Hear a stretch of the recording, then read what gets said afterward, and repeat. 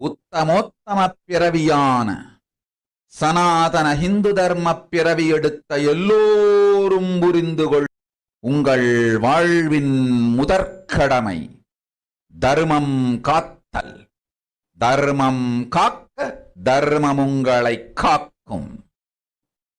சனாதன ஹிந்து தர்மம் காக்க மறந்திட்டால் வாழும் உரிமையை நீங்கள் இழந்து விடுகின்றீர்கள்.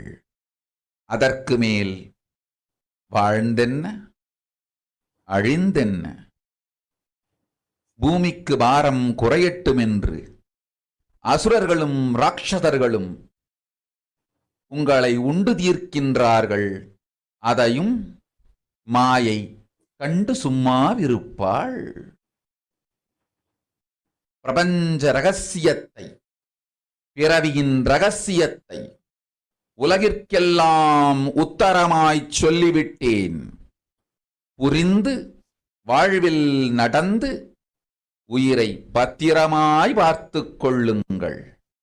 அன்னை சொல்லும் அருள் சத்தியம் இது. ஓம் ஓம் ஓம்.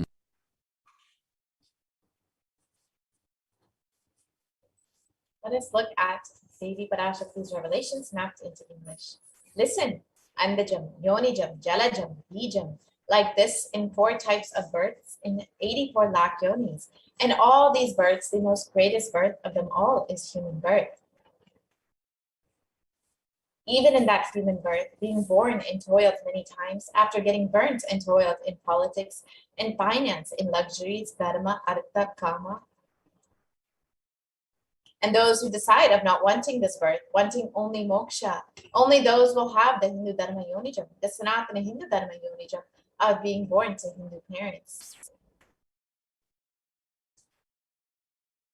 Human birth is Uttamam, the best, and Sanatana Hindu Dharma human birth is Uttamottamam, the best of the best. Everyone who took this Uttamottama birth has the responsibility of protecting the science of living enlightenment and Sanatana Dharma.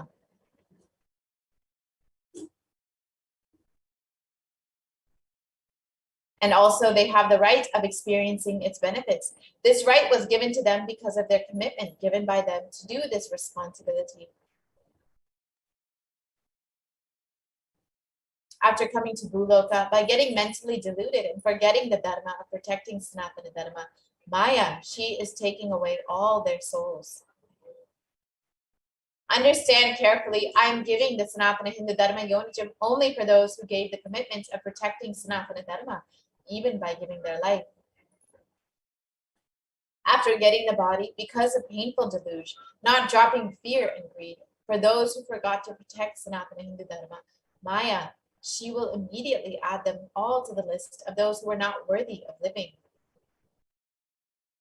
Therefore, Rakshasas and Asuras are automatically taking away their life. Understand properly, for those who stand that even by giving their life, they will protect Dharma, will permanently have Virasvarga and Kailasa Padavi. For any reason, people who forgot to protect Dharma, having the Uttamottama birth of Sanatana Hindu birth, there is no other way for them. Sanatana Hindu Dharma human birth is Uttamottama human birth. Your rights in this world are immense. Also, your responsibility in this world is large. Protecting Dharma is responsibility. Those who do not protect Dharma, they do not have the right to live. Understand properly, all those who took the Uttamottama birth, which is Sanatana Hindu birth, all of you understand.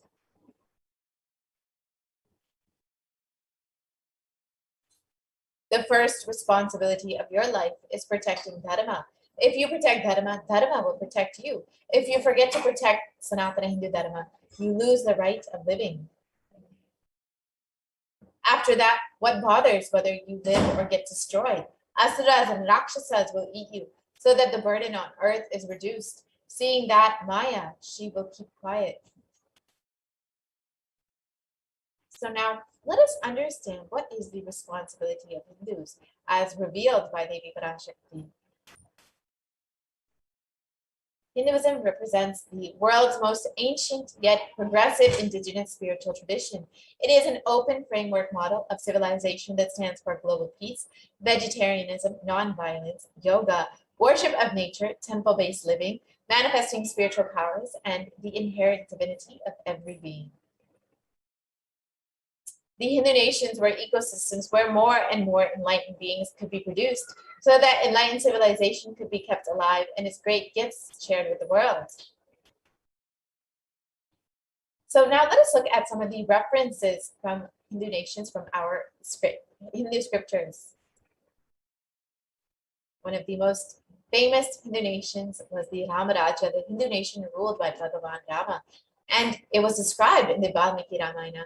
There were no widows to lament, nor there was any danger from wild animals, nor any fear born of diseases. The world was bereft of thieves and robberies. No one felt worthless, nor did old people perform obsequies concerning youngsters.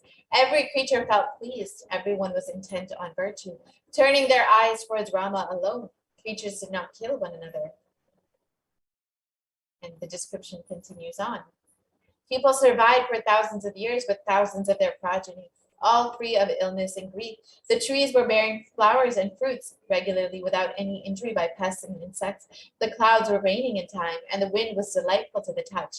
Every caste was performing their own duties, satisfied with their own work and bereft of any greed. People were intent on virtue and lived without, were endowed with excellent characteristics. All were engaged in virtue.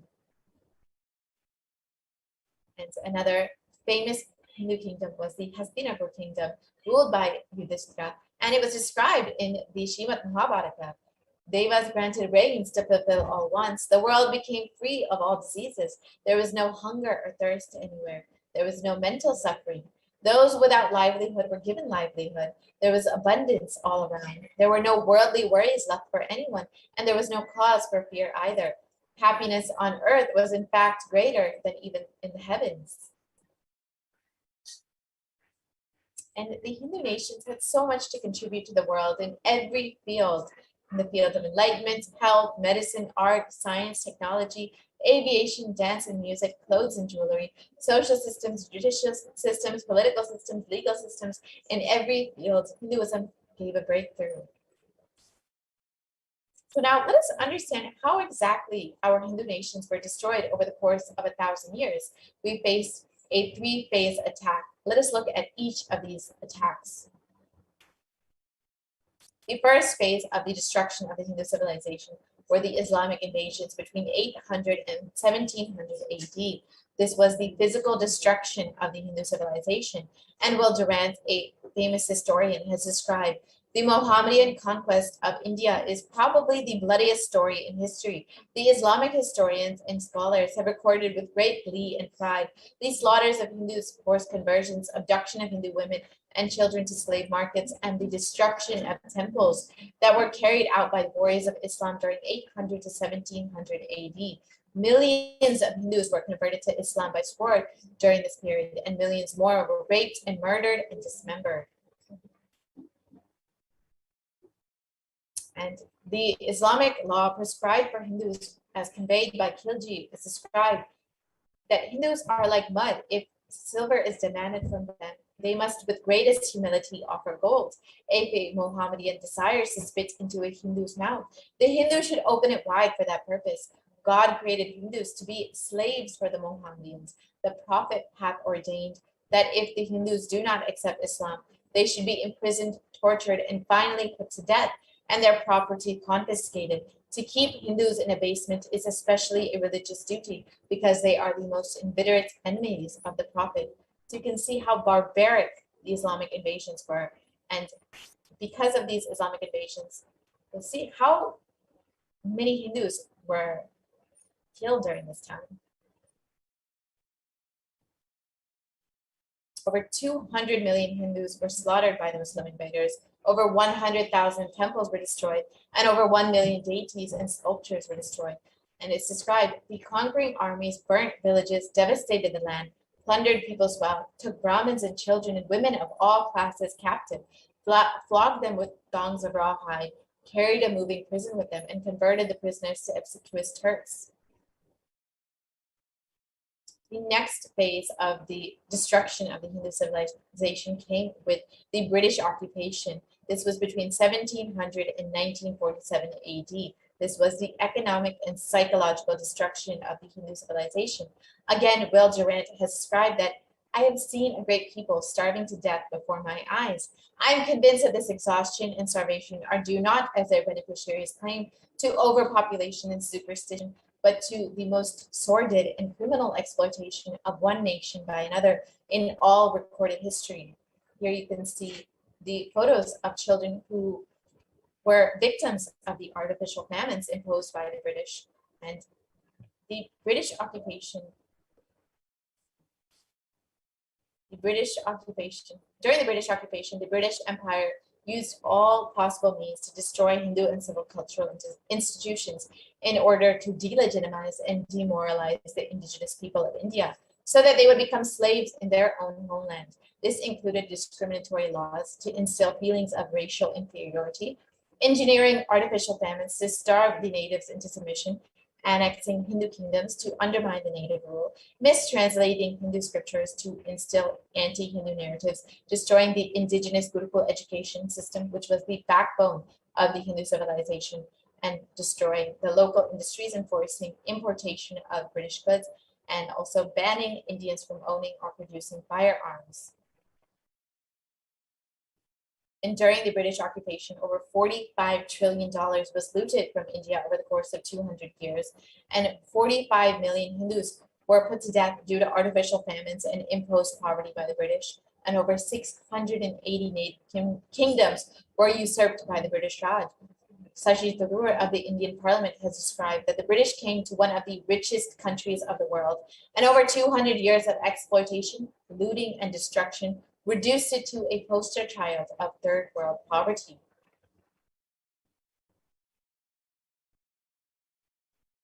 Next phase of the destruction of the Hindu civilization came with the secularization of India after the independence of India from the British occupation between 1947 and current day.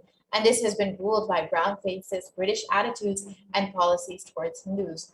And Nehru, the first Prime Minister of India, has described what a disgusting, savage people we are. Politics, progress, socialism, communism, science. Where are they before this black religious savagery? India can never be a Hindu republic. And B.R. Ambedkar, the first law minister and principal architect of the Indian Constitution, has described, if Hindu Raj does become a fact, it will no doubt be the greatest calamity for this country. No matter what the Hindus say, Hinduism is a menace to liberty, equality, and fraternity. It is incompatible with democracy. Hindu Raj must be prevented at any cost. These were two of the nation's first leaders, and yet they had a very clear anti-Hindu narrative.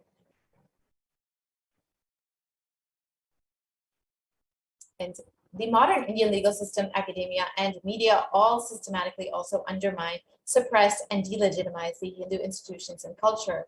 The Indian Constitution has established government control and taxation over Hindu temples, while other temples, schools, and other institutions, while other religions are free from this interference. And Articles 26 through 30 of the Indian Constitution discriminates against Hindus by giving special rights and benefits to non-Hindus. This includes government benefits and scholarships. And Hindu kingdoms and self-governance has also been abolished after the secularization of India. And anti-superstition laws have been passed to criminalize Hindu practices and rituals. And mainstream Indian academia describes Hindus as sexist, racist, backwards, and oppressors, and negative media portrayals do the same, and both in Bollywood and in TV. And media narratives have been used to stereotype and demoralize Hindus. Bollywood and other mainstream media outlets consistently portray Hindu gods and gurus as cartoonish, dishonest, corrupt sex fiends, and in a manner that is similar to the British imperial propaganda. Media narratives are used to shape human consciousness and further political agenda. The racist British colonial stereotypes portraying Hindus as superstitious, backwards, dishonest, corrupt are perpetuated by their British brown successors in modern day India, completely unabated. Here you can see some of the examples of how Hindus, Hindu gurus, and Hindu gods are portrayed in Indian media. So now let us look at the revival of the Hindu nations. Kailasa. This revival of Kailasa, the Hindu nation, is for reviving this whole life of enlightened civilization and all the great things it has to offer to the world. This is, of course, as Devi revealed, the responsibility of Hindus to protect the science of enlightenment and Sanatana Hindu Dharma, bringing legitimacy to all the offerings Sanatana Hindu Dharma has and sharing it with the whole world is the purpose of this Kailasa, the Hindu nation.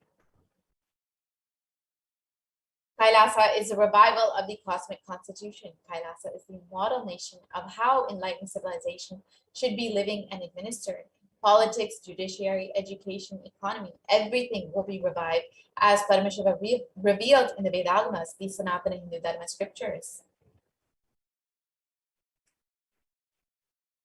Being one of the most persecuted civilizations, Hinduism is on the brink of extinction, such that the next generation may know about Hinduism only through our history books. So what can we do to stand up for Hindu civilization and all that it has offered to the world? What can we do to fulfill the responsibility that we have taken as Hindus, that we have given a commitment to, but when we were given this Hindu birth?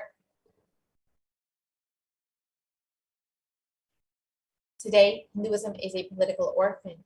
The preservation and restoration of Hinduism's spiritual and cultural heritage is impossible without a national identity. So what can we do to save Hinduism?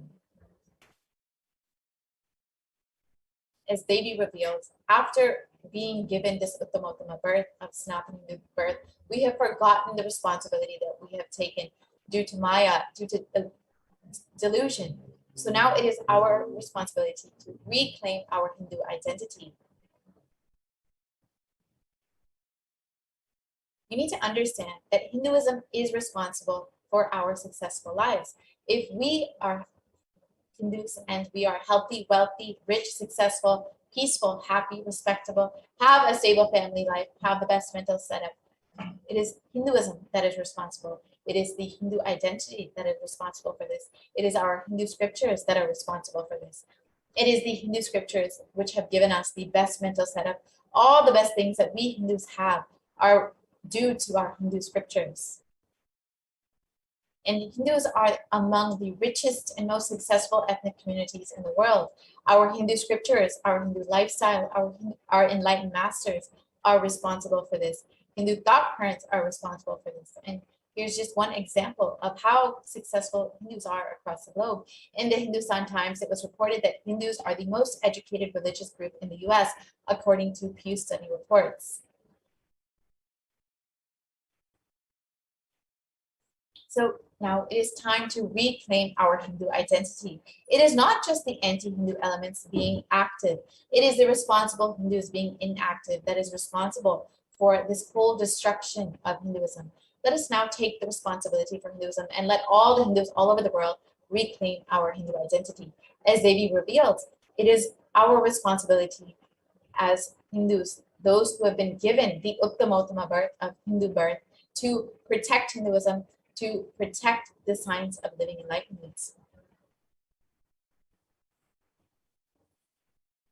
Let us look at more about the responsibility of Hindus. It is the responsibility of Hindus to revive this enlightened civilization again and again and give all the gifts of the enlightened civilization for humanity. That is why we were given this Uttamottama birth of Hindu birth. The revival of the enlightened civilization, the Kailasa, the Hindu nation, is this revival need of humanity.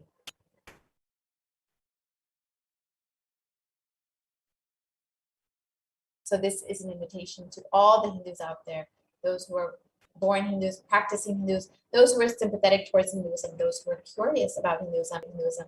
Please come and be a part of the revival of Kailasa.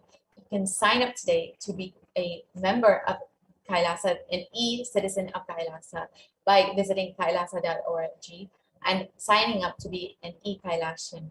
You can avail all the benefits that Hinduism has offered to the world and share it with the world by becoming an e-Kailashian. So now let us listen to what the Supreme Concept of Hinduism himself has revealed as the need for Kailasa, the only Hindu nation.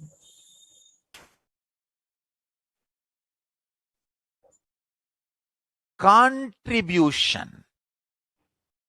Hinduism, Veda Agamas have great things to contribute to the world. Like the great power manifestation signs, the ancient culture and arts, the ancient lifestyle truths, the ancient medical practical knowledge, the ancient indigenous cultural heritage and jewelry, perfume, dance, music, in every level, Hinduism has so much to contribute. Veda Agamic traditions have so much to contribute. To share all this with the world, to contribute to the world.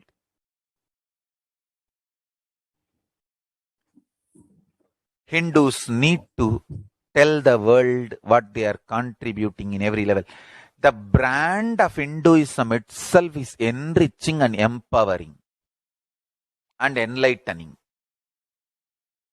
Hinduism is all about enlightening the world, empowering, enlightening, enriching the world, contributing.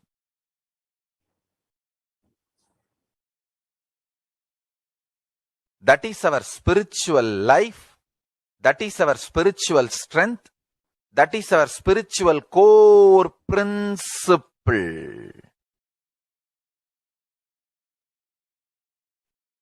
O humanity, I request you with folded hands, some one corner of the world, if you just give me few hundred acres, I will keep this whole science alive. Leave it for the whole humanity freely. Fortunately, Paramashiva has given me the power to decode all this Hindu medicinal system, Hindu judiciary system, Hindu social law and order system, Hindu power manifestation system, Hindu mental sciences system, Hindu yogic sciences, the sciences of Hindu biology, Hindu physics, Hindu psychology, Hindu physiology, Hindu chemistry, all this Paramashiva has given me the power to decode. Whatever the remaining scriptures are available with the humanity, Paramashiva has blessed me, and I have collected, not only I have collected and organized, I can decode. This whole science can be kept alive in any one corner of the world. Just few hundred acres are given for me to live peacefully and exist peacefully. I can store this whole thing alive and contribute it to humanity. Humanity can become better and better and better. I can make the planet Earth so much better place to live. I am here to contribute, and I will continue to contribute.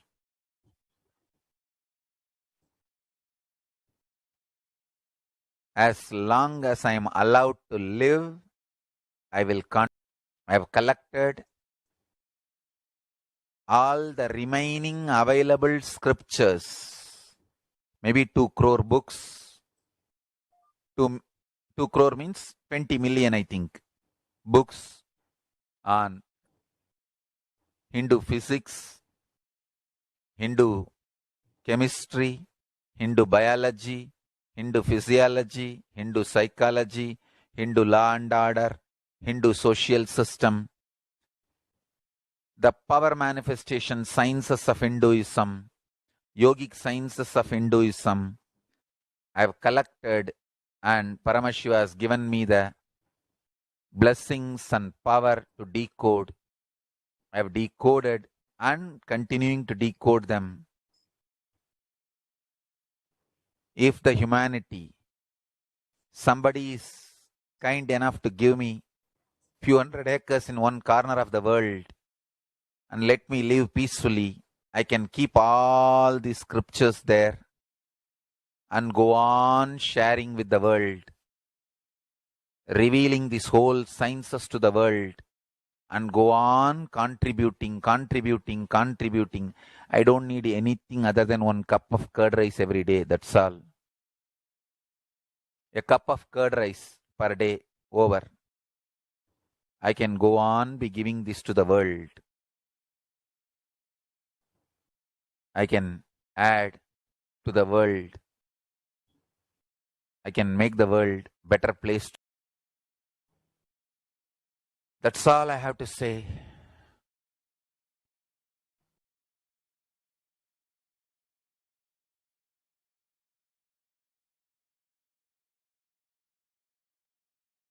Thousands of medicines are described detail in ancient Siddha and Ayurvedic scriptures.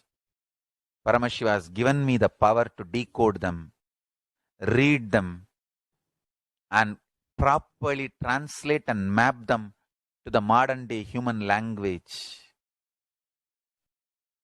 And I am ready to work 20 hours a day.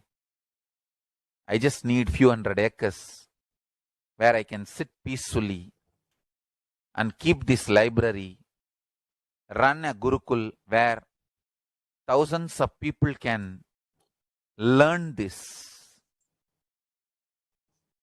and share it with the world. Understand?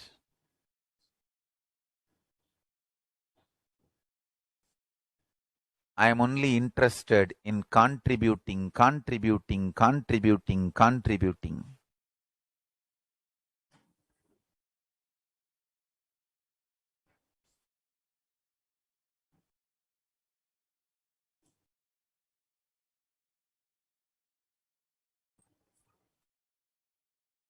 If we can decode all this great knowledge, whole world can prosper from this knowledge. Whole world can enjoy from this knowledge. If I prosper, I will only create a university. I will not create anything else. If the Hindus prosper, they will only create education institutions. Because Hinduism is all about giving, contributing. If I prosper, I'll create university, that's all. Kailasa is all about university to decode the ancient sciences and share with the world. Understand? Every day I am sitting and going on decoding, writing notes on my books and writing details on my books.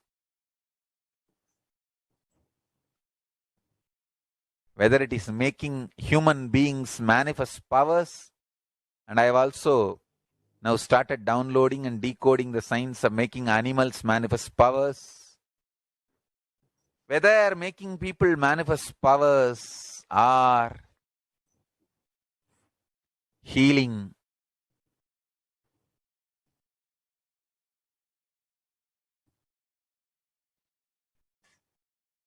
in every level, life is all about contribution.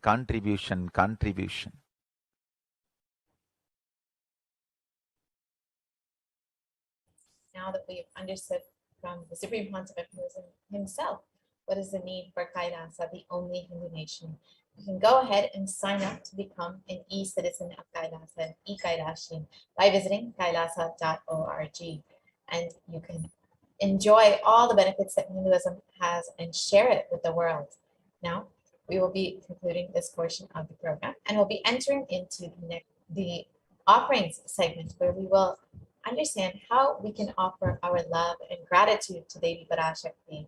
As all of us know, Devi has been continuously manifesting during this time to bless us, guide us, and protect us during this pralaya, during this pandemic. So if you would like to offer your love and gratitude to the Divine Cosmic Mother, manifesting through Swamiji, you are welcome to stay tuned for this next segment, where you will understand what are the available offerings that you can make to Devi.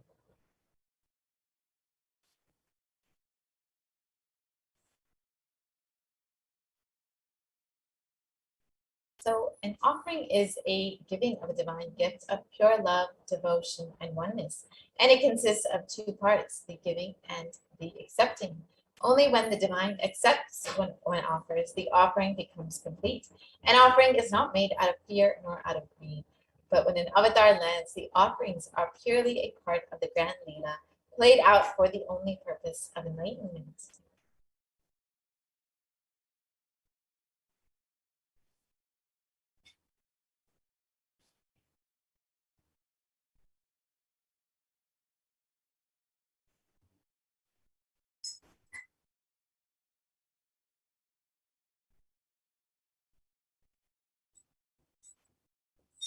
And the Dhyana Shloka of Devi Parashakti translates.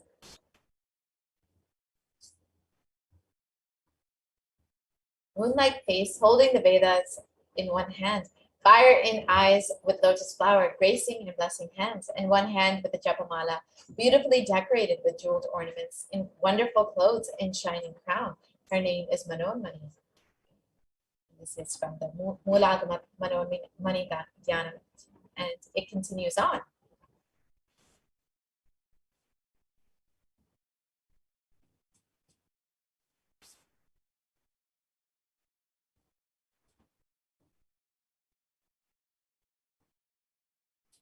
I meditate on Devi with three eyes, glowing like a moon, and holding the Veda, lotus, and gracing with blessing and gracing hands.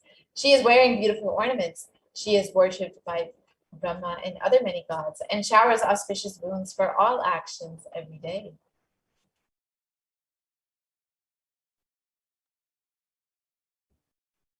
So you'll see that many of these offerings in this segment are made in gold, and there is a great significance of gold as it is considered a divine element.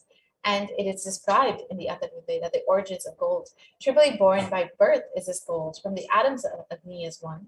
It becomes dearest to Agni. One fell away. They call the seed of virtuous and powerful Apaha.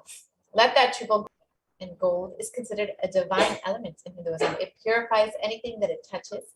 It is an element of great spiritual significance and great spiritual power of healing and enlightenment.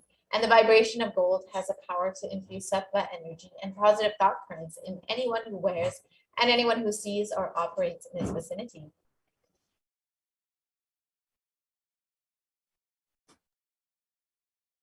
Gold is present in all of our scriptures, including the Agamas, Vedas, Shrutis, Smritis, Itihasas, and Puranas. In all Hindu scriptures, it is abundantly displayed that gold is one of the most auspicious and purest elements, which purifies our very being. In the Hindu civilization, everything was built in gold, exchanged in gold. Ritual fees were even offered in gold bricks. When one was to be saved from life-threatening illnesses, gold was offered as a ritual fee. Gold was in abundance and used for weighing equivalent amounts of commodities, including cows. Kingdoms were even built with huge doors of gold. These streets would have huge columns and huge archways made of gold, and horses and cows were even dressed in gold.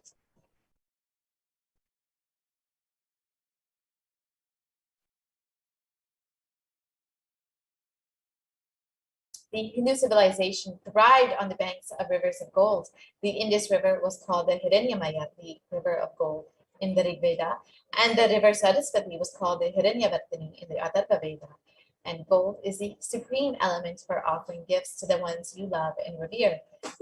in temples were constructed and paved in gold. Deities are made in gold and decked and adorned in gold because it preserves the enlightened energy for thousands of years. It lasts forever.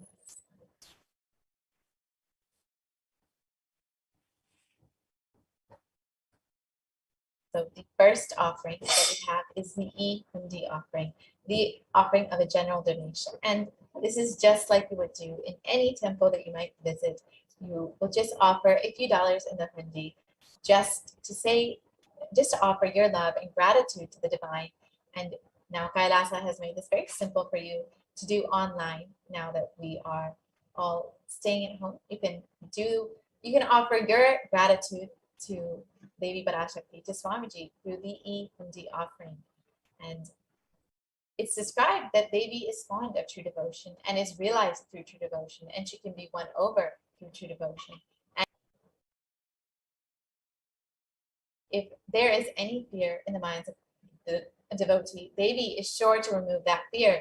It is stated that Devi likes to be worshipped in autumn, and here it is not the autumn the season, but rather the autumn of our lives, when our thoughts turn more and more inwards, and the role of the divine becomes much more known and clearly understood, and the need for Devi worship becomes much stronger.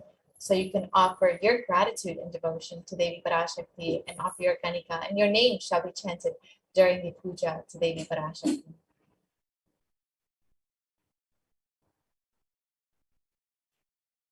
The next offering is the Sankalpa chanting, the offering of your conscious resolution. So it's stated that the goddess enchants this universe and she herself gives birth to this universe. That goddess being prayed without interest in anything gives that knowledge that leads to salvation and gives wealth in the materialistic sense.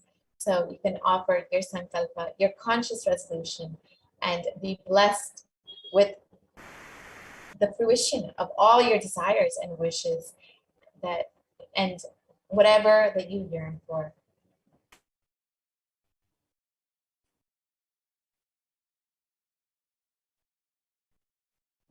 The next offering that we have available is the Sahasranama Swarana Kasu, the gold coin inscribed with the various names of Devi Parashakti. And each of these names is not just a name, but rather a divine quality of Devi Parashakti, whether it's her overflowing compassion or her infinite knowledge, whichever aspect of Devi Parashakti you connect to, you can offer that inscribed on a gold coin. And this is a very special offering, and it is a unique archana that is offered to the Mahameru of Devi Parashakti. So this described, Devi is described as Namaparayana, the one who likes the repetition of her various names. So you can offer a gold coin inscribed with each of the 1008 names of Devi Parashakti. And you can offer as many gold coins as you would like in various sizes. And you can receive the blessings to have all the Ananta Kalyana Gunas, all the divine auspicious qualities of Devi Parashakti awakened in you. Next offering is the Mukta Amruti, the finger ring with a pearl. And Devi is very well known to be adorned and very fond of pearls. And of course, the pearl represents the overflowing compassion of Devi. And in this verse, it describes, I bow to the goddess Meenakshi, whose crown has garlands of pearls and the face shining like a full moon, who wears anklets that are studded with gemstones and has small bells, who is shining like the splendor of the lotus, the daughter of the mountain, who is worshipped by goddesses Vani and Rama. I remain ever bowing to the goddess Meenakshi, the ocean of compassion.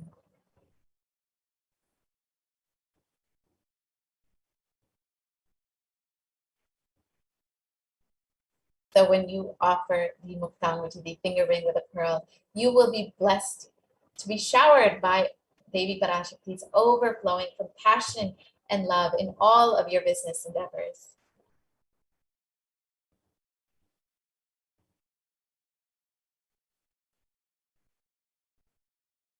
The next offering that we have is the Swarna Padma Pushpa, the golden lotus. And it's described in the Kamikagama that all the kalashas should be wound around with suitable thread and covered with a new cloth. They should be adorned with the lotus flower made of gold.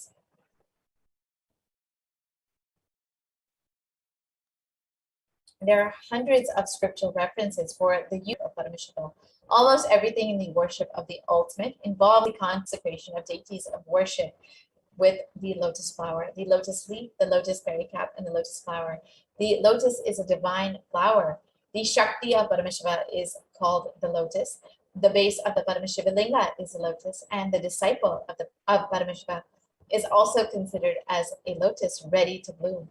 So you can offer the golden lotus in any size that you wish and be blessed to have the state, space, and powers and being of Devi Parashakti and Paramashiva in your inner space amidst any and every adverse situation in your life. Just like the lotus blooms in the murky waters, you too shall bloom in any situation in your life.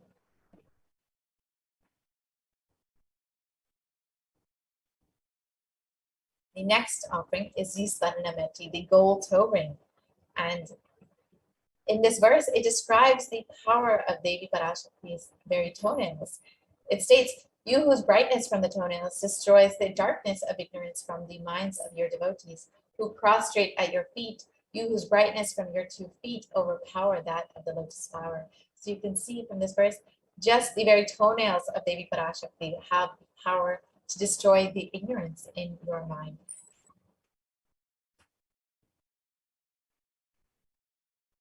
So you can offer the golden toe ring, the Swarnameti, to the feet of Devi Parashakti and receive the blessings of Devi in even the most difficult aspects of your life.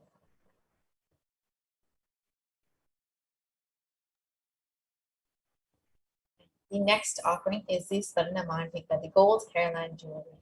And the Mantika represents the nectar flowing from the Sahasrara Chakra, which is fully opened. And Devi is described as Shuddha Sarabhi Varshini, the one who makes the nectar flow in all nerves from the Sahasrara, the one who gives the very pleasant experience of the ultimate.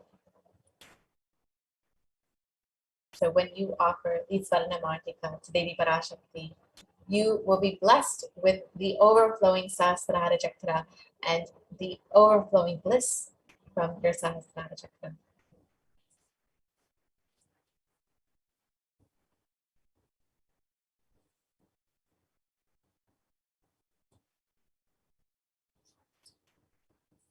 Will be blessed to have the overflowing gratitude and the space of complete completion when you offer the Swarna Mantika to the feet of Devi Parashakti.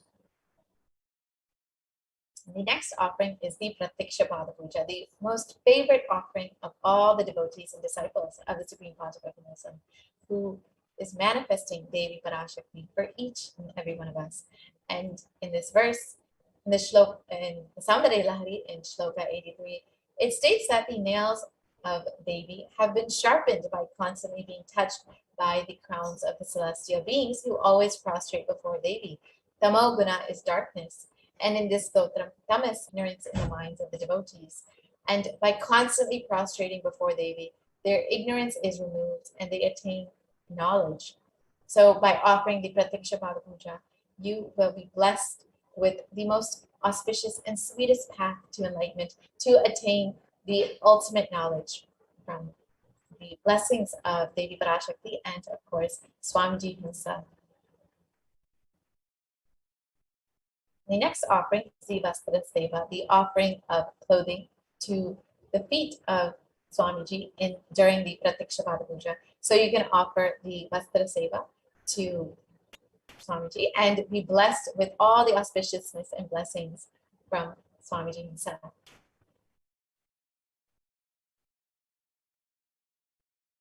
So here you can see the list of the various offerings.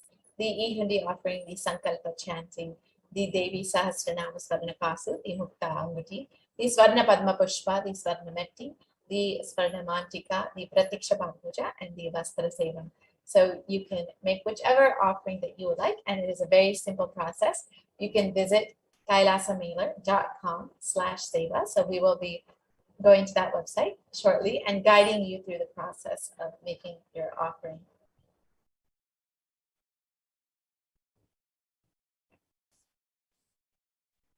So we can visit kailasamailer.com/savas and we can guide you through how to make your offering. You can also visit tiny.cc/babasmali to fill out your intention form if you are interested in making an offering but still need some help manifesting, or you would like some more details. You can go ahead and visit tiny.cc/babasmali. You can also go ahead and visit tiny.cc/Devi offerings to make your offering.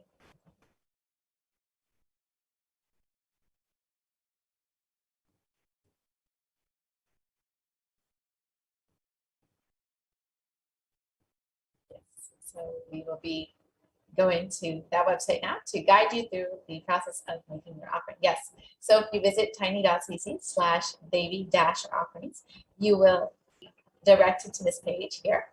And you can go ahead and choose any option that you would like in a very simple drop-down menu under Say Less. And you can choose whichever option you would like, whether if you would like to offer the Pratiksha Pala Puja, you can go ahead and choose that offering. Or if you would like to offer the Swarna Martika, you can choose that. And you can add how many ever you would like to your cart. If you would like to offer one for yourself and one for your sister, you can go ahead and add that to your cart.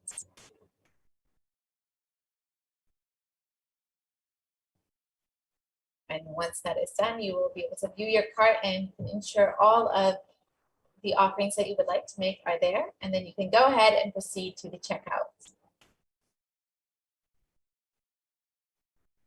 And here you can fill out your billing details just like you would for any other online payment. It's a very simple process. You can just fill out all of your details. And once that is done, you can go ahead and place your order and make your offering.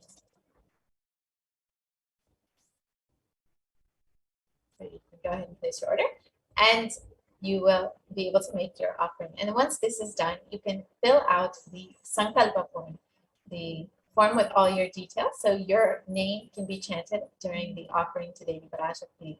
So it is tiny.cc/Sankalpa2021. And you can go ahead, we'll be showing you that form shortly. So you can go ahead and fill out the form. It's a very simple process. You can just fill out all of your details from your payment and your name and information. And then you can fill out your name and the name of all your loved ones. And so your name can be chanted during the offering to Devi Parashakti.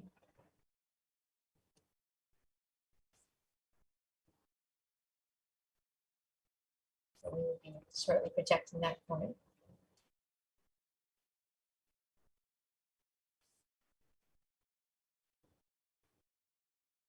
Yes, so this is what the form looks like. So you can just fill out all of the details in this form. Make sure you acknowledge. And here you can fill out your payment order number and what details of your payments and your own name and all of the rest of your details. Contact information.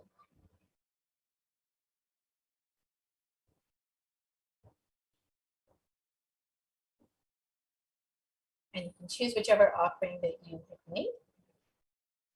And once that is done, you will be directed to the next page where you can fill out your name and the name of all your loved ones and all of your details. So once it's a very simple process, and once that is done, you will be set to make your offering to Devi Parashakti. So now with this, we will be concluding this portion of the program, and we'll be entering into the next segment where we will be hearing from the Adi Kailash team about all of the various Kailash. And we have Ma Daimai Swami here joining us today to guide us through all of the activities in Adi Kailash. Thank you so much for joining us, Ma. Thank you, Ma. Nithyanandam, everyone. Welcome back to this segment of multi-layer quarantine facility COVID care protection centers at the Kailasa's de facto spiritual embassies of Kailasa. So with the blessings of the Supreme Pontiff of Hinduism, Jagat Guru Mahasannidhanam, His Divine Holiness Bhagwan Nithyananda Paramashivan's blessings, let's start with the Sadguru Vandanam. Nithyanandam Paramasogadam केवलं ज्ञानमूर्तिं द्वन्द्वातीतं गगनसदृशं तत्त्वमस्यादिलक्ष्यम् एकं नित्यं विमलमचलं सर्वदी साक्षिभूतं भावातीतं त्रिगुणरहितं सद्गुरुं तं Namami.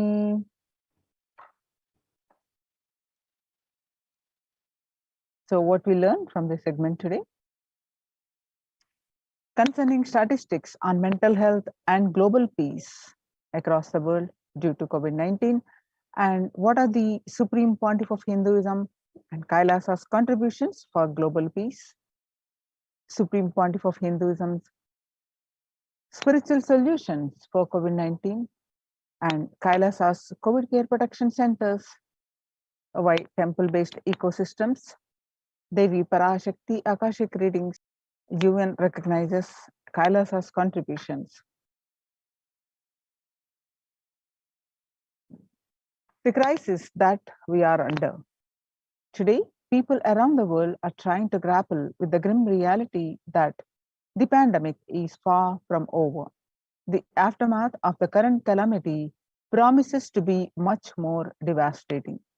The greatest economics of the world are facing each other with the disastrous futures. Countries are facing off each other in deep mistrust. Now let us see some of the statistics and current.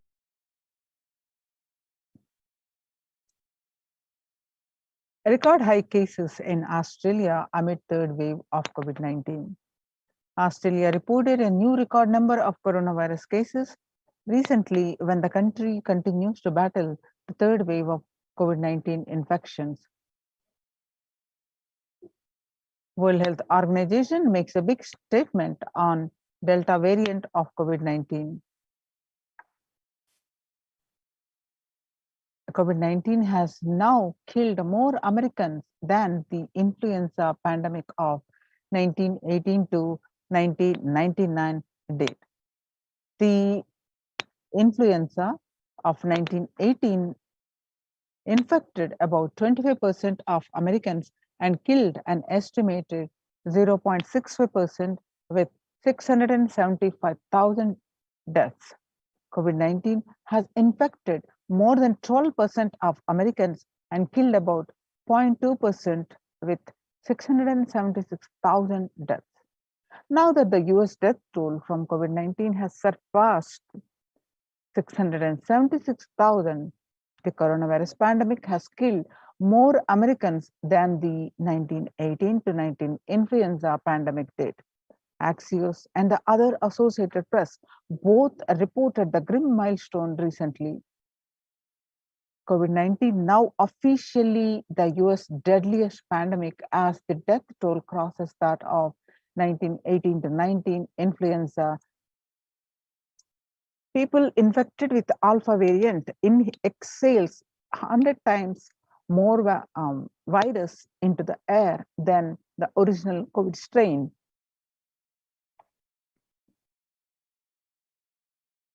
Six-feet distance may not be enough to prevent viral transmission indoors. COVID-19 Delta variant is still the most concerning, says the World Health Organization experts. COVID-19 pandemic is nowhere under control in the United States, says the Chief Medical Advisor, Dr. Anthony Fauci. He said, right now we are still in pandemic mode because we have 160,000 new infections a day. That's not even modestly in good control. In an interview with Axios, the US has reported 40 million cases of COVID-19 since the outbreak of the virus, with over 4 million infections adding up in the past few weeks. The increase in COVID-19 cases comes as the US administration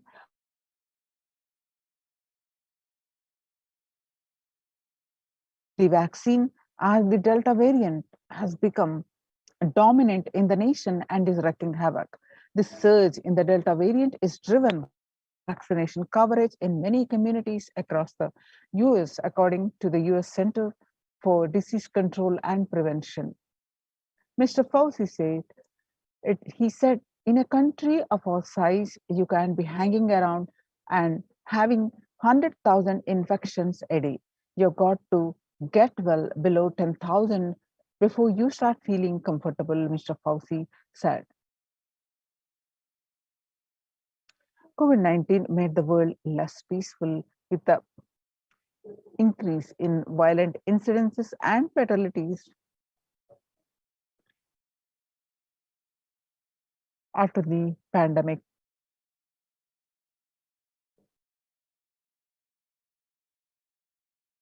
Younger adults are more likely to report symptoms of anxiety and or depressive disorder during the COVID-19 pandemic.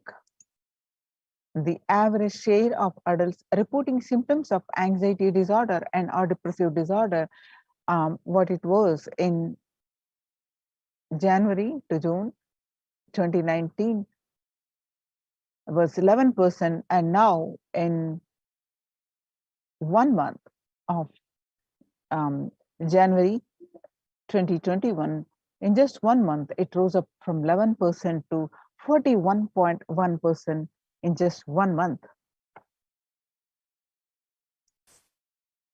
Some more statistics confirming the same, that the younger adults are reporting symptoms of anxiety and or depressive disorder during the COVID-19 pandemic.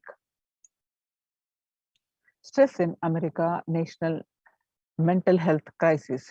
COVID-19 is a significant stressor for most Americans.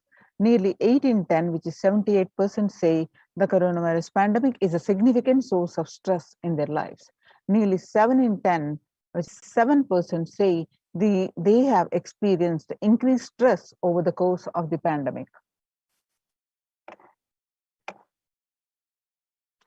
Of the health workers who treated patients during the China's COVID-19 outbreak, 50% showed signs of depression and 45% showed signs of anxiety.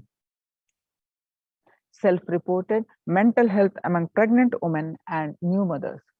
Before the COVID-19 pandemic, the depression was 15%. Now, during the pandemic, it rose up to 40.7%. And now the anxiety before the pandemic was 29%. Now it rose up to 72%. Living under stay-at-home orders, 8 in 10 students are struggling with focus on health, on school, or work, and avoiding distractions. 55% of all students do not know where to go for help for their mental health. Understanding the pandemic's impact on working women. Nearly 82% of women surveyed said their lives have been negatively disrupted by the pandemic. The global economic outlook during the COVID-19 pandemic, a changed world. The pandemic is expected to plunge most countries into recession in 2020, with per capita income contracting in the largest fraction of the countries globally since 1870. International Labour Organization, COVID-19 is a threat to peace building in conflict-affected nations. COVID-19 crisis has worsened already fragile situations. The ILO is more aware than ever of its responsibility to promote peace and resilience in the time of this global pandemic. Mumbai Mayor says the third wave is here. What do September surge in COVID cases tell us? The city mayor has said that the third wave of COVID is already upon Mumbai, pointing to a sudden spike in cases. The third wave of COVID-19 is not coming, it's here, says the Kishori Padnekar. The Mumbai mayor added in an announcement regarding the matter has already been made in Nagpur. Breakthrough infections found in 25% of the health staff.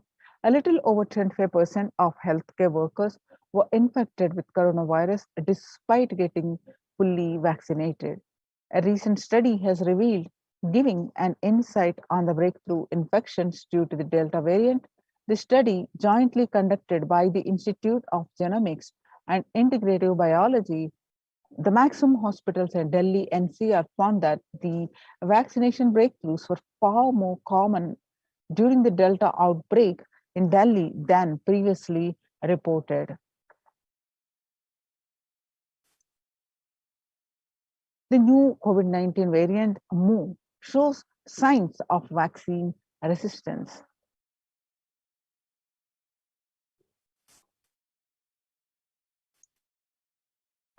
So now that we have seen the statistics across the world, the COVID-19 affecting not only just the physical health and fatalities increasing, it is affecting the mental health of the people, especially the younger generation, and also it is concerning the global health, the global peace.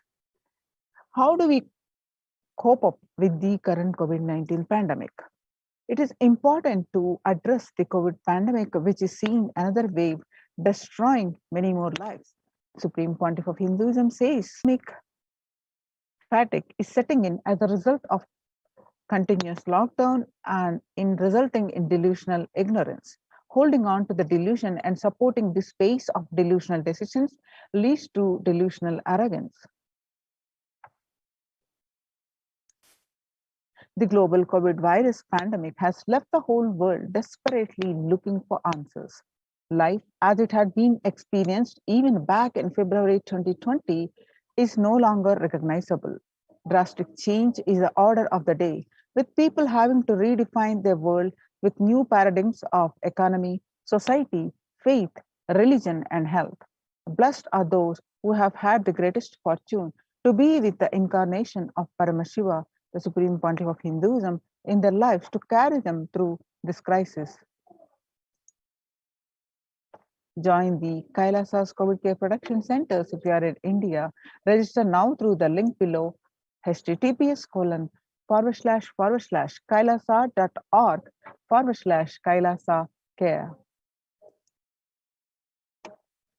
Sustainable developmental goals. Making peace with the nature is possible if we start now. Making peace with the nature is possible only if we start now. Even amid pandemic, 2021 can go down as the year we made peace with nature and set the planet to healing. Our environmental, social, and economic challenges are interlinked. They must be tackled together. For example, we cannot achieve the sustainable developmental goals, including ending poverty, by 2030 if climate change and ecosystem collapse are undermining food and water supplies in the world's poorest countries. We have no choice but to transform our economics and societies by valuing nature and putting its health at the heart of all our decisions. Now let's watch a small clip.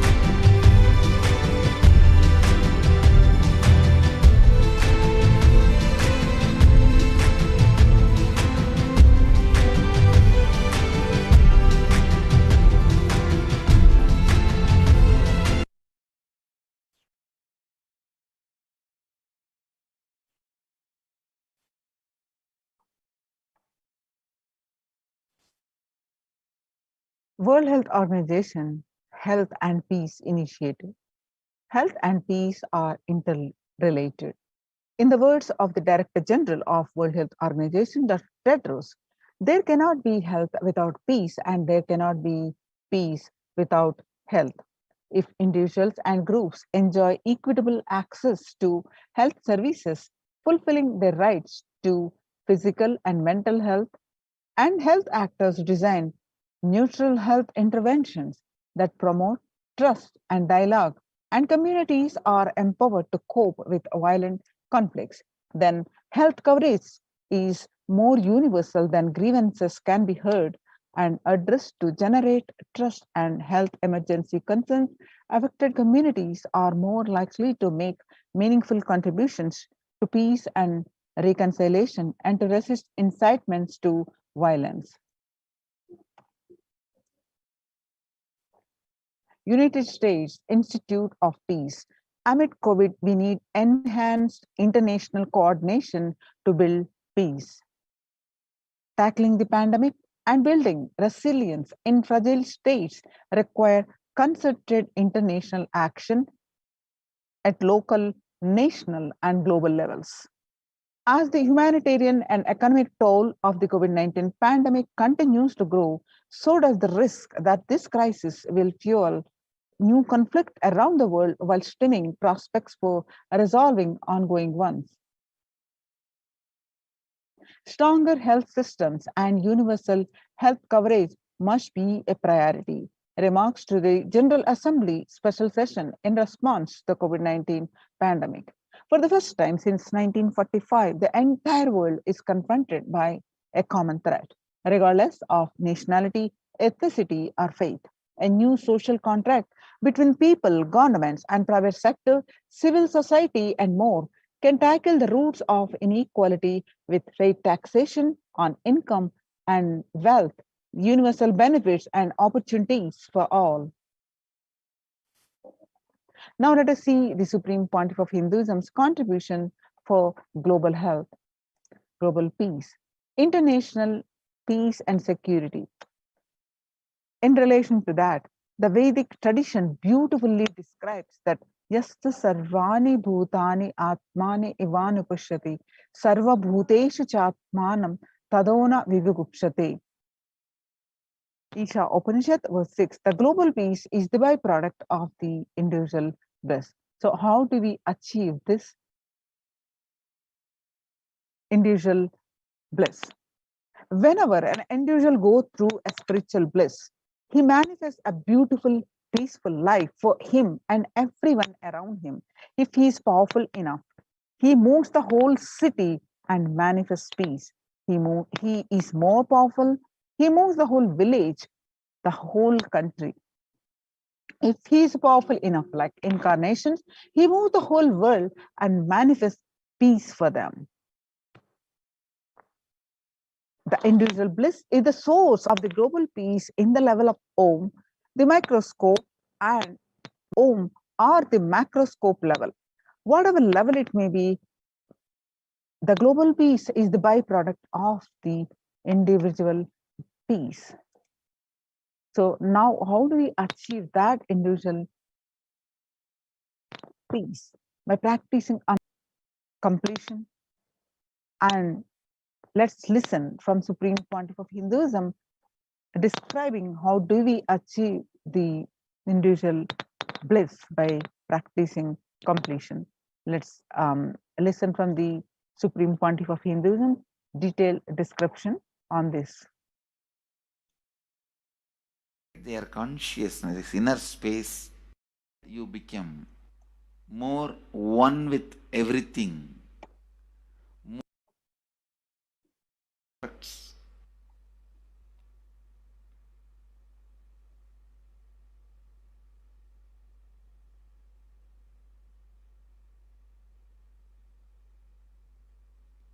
Today I wanted to expand on the science of completion. How the science of completion can directly impact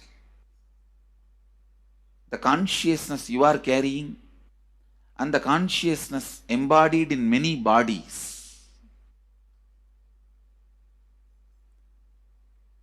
Please understand, the more deeper you go inside you, means more deeper space you go inside you, more expanded you become, more one with everything, more oneness you experience. Because the more deeper you go, the more you experience the unified field of consciousness. Various words are used.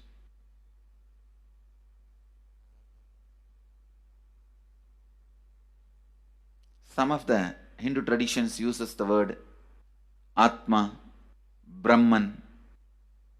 Some of the Hindu traditions use the word Nirvana. Whatever word you may use, Atman, Brahman, Nirvana, unified field of consciousness, whatever. But one thing I want to tell you, the deeper and deeper you go in your inner space, you experience the vast oneness. The more superficial you are, the more incompletions you carry with others, even with yourself. The more superficial you become, even your own right hand and left hand fights with each other. Different parts of you fights with you. Different thoughts of you fights with you.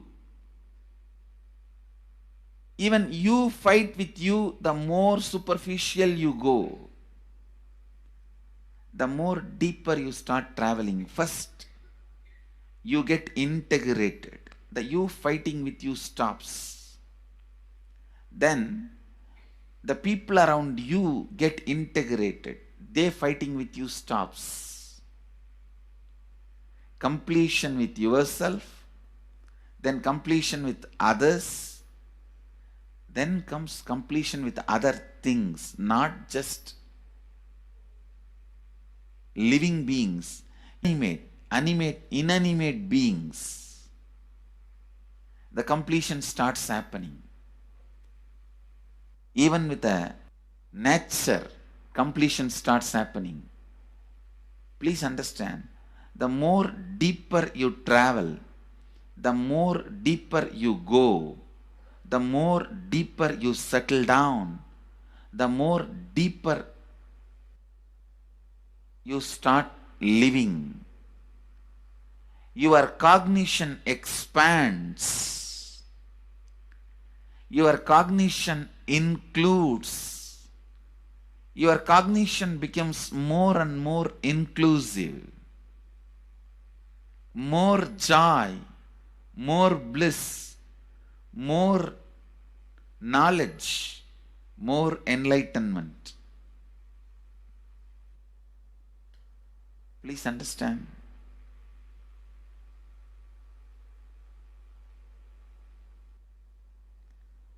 The more and more completion happens in you, you will see everyone around you feels complete with you.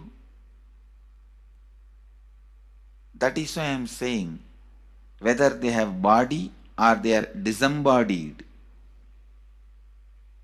in the deepest corners of your being, deepermost layers of your being, deepest parts of your being, you experience such powerful awareness, such joy.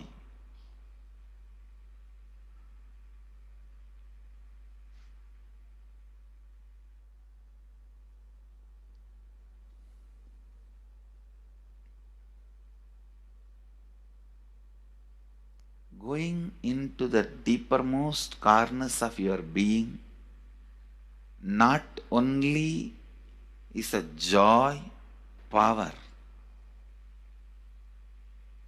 because suddenly you will see everybody around you, everything around you listens to you. it really becomes a vibrant power where the tendency to exploit is not there. Listen, that's a very important thing. Power without the tendency to exploit. Because as long as you feel the other person is separate from you, when you get the power, it will always be used for exploiting. Because the other person is separate from you, then naturally what you will feel? Let me suck all the possible energy, intelligence, time, talent, treasure. But when you feel the other person is your own extension, you will see, you will be showering so much, enriching so much. The power you have will not be exploiting, it will be enriching.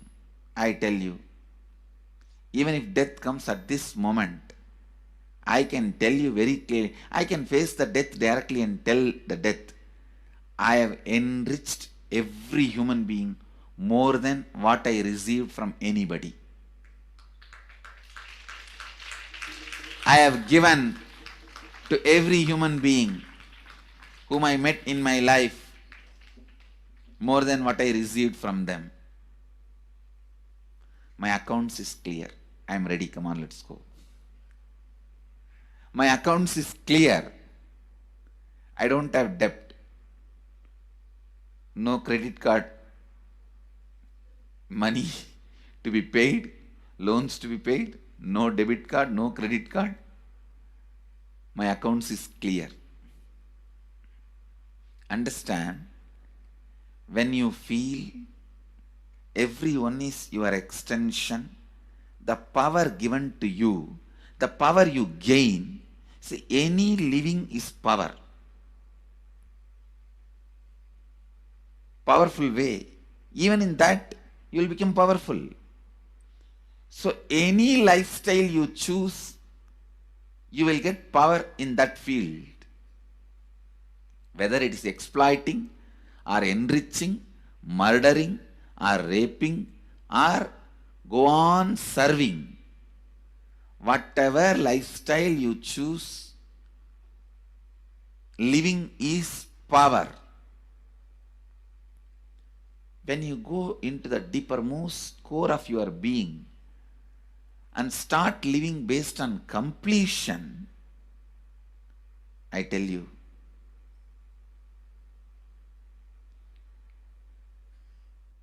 the first power you will experience is everything around you listens to you. That power will simply make you enrich everyone. The best living is power of enriching. Whatever you do, as I said, whether you live the life of enriching or exploiting, you will become powerful. I tell you, the power of exploiting brings more and more conflict within and without. And those conflicts naturally bring suffering. And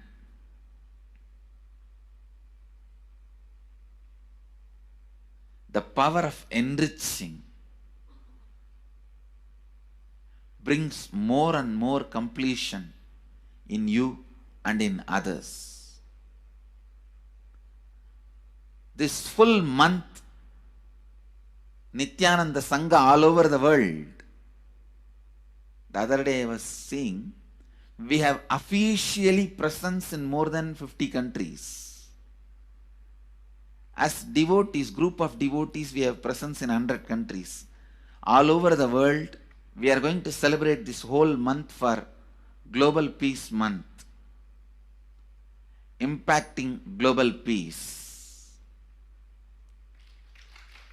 All of us this whole month will live completion,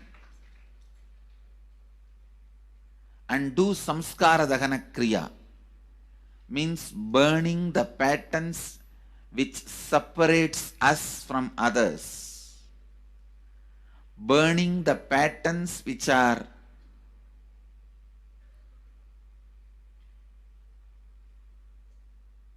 constantly keeping us in a superficial level. All over the world, we will be doing samskara dahana kriya, burning our patterns and leading us to more and more completion. And we also have special 3 Nitya Dhyana Yoga program teaching people signs of completion and facilitating samskara dahana kriya. This month, 20th, 21st and 22nd,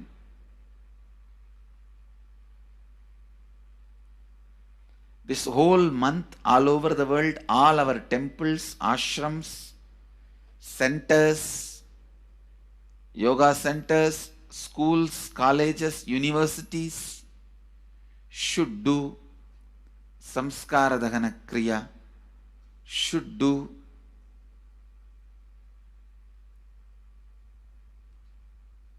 the practice of burning all the incompletions and patterns which leads to conflicts, bringing more and more peace inside us and outside us, spreading peace.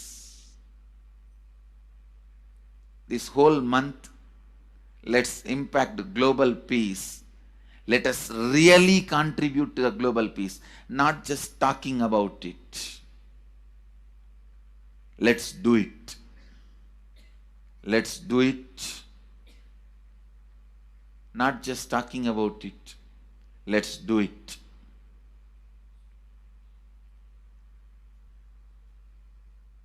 Even if you teach the samskara dahana kriya to 50 people in each area,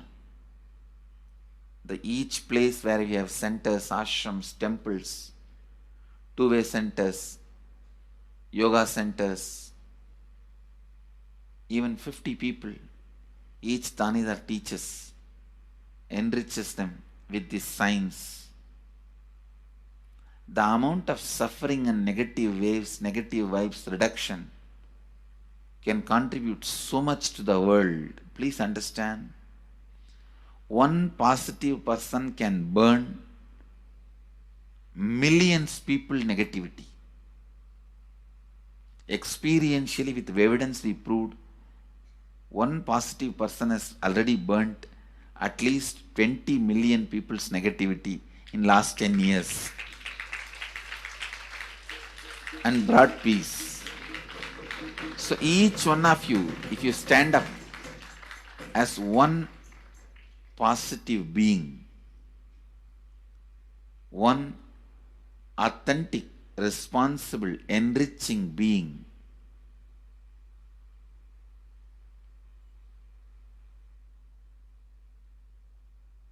I tell you,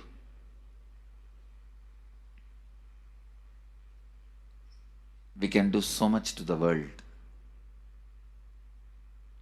It will be a better place than the time we entered. When we leave, it should be a better place. That's all. When we leave the earth, it should be a better place. So understand, inner peace is your birthright. Go to the depths of your being. Bring more and more completion into you. Completion with others. And start living Advaita. Today in the Inner Awakening session, it's all about completion with others. So last 6 days, literally, you worked so much, one by one by one by one by one, layer by layer by layer by layer. The completion with yourself. Now, Now comes completion with others. Today we are starting the science of completion with others.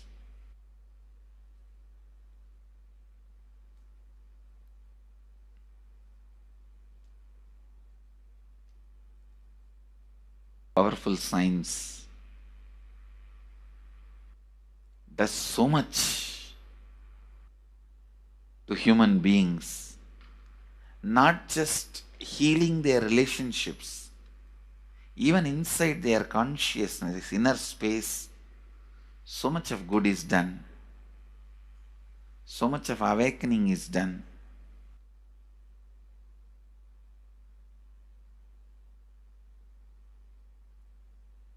See, when you have completed with others, the kind of strength you feel is the power of Advaita, strength of Advaita. Today the inner awakening sessions are all about completion with others. We have long session today working on completing with others. So with this, because today we have a long session with inner awakening, we are also lagging behind the syllabus. Actually, it is a good news, it's not a bad news, because participants are so sincere. They are going through the whole process so intensely, sincerely. Because of that, we are little delayed, but today I am going to catch up. Today I am going to spend more time and catch up with them, with the syllabus. So,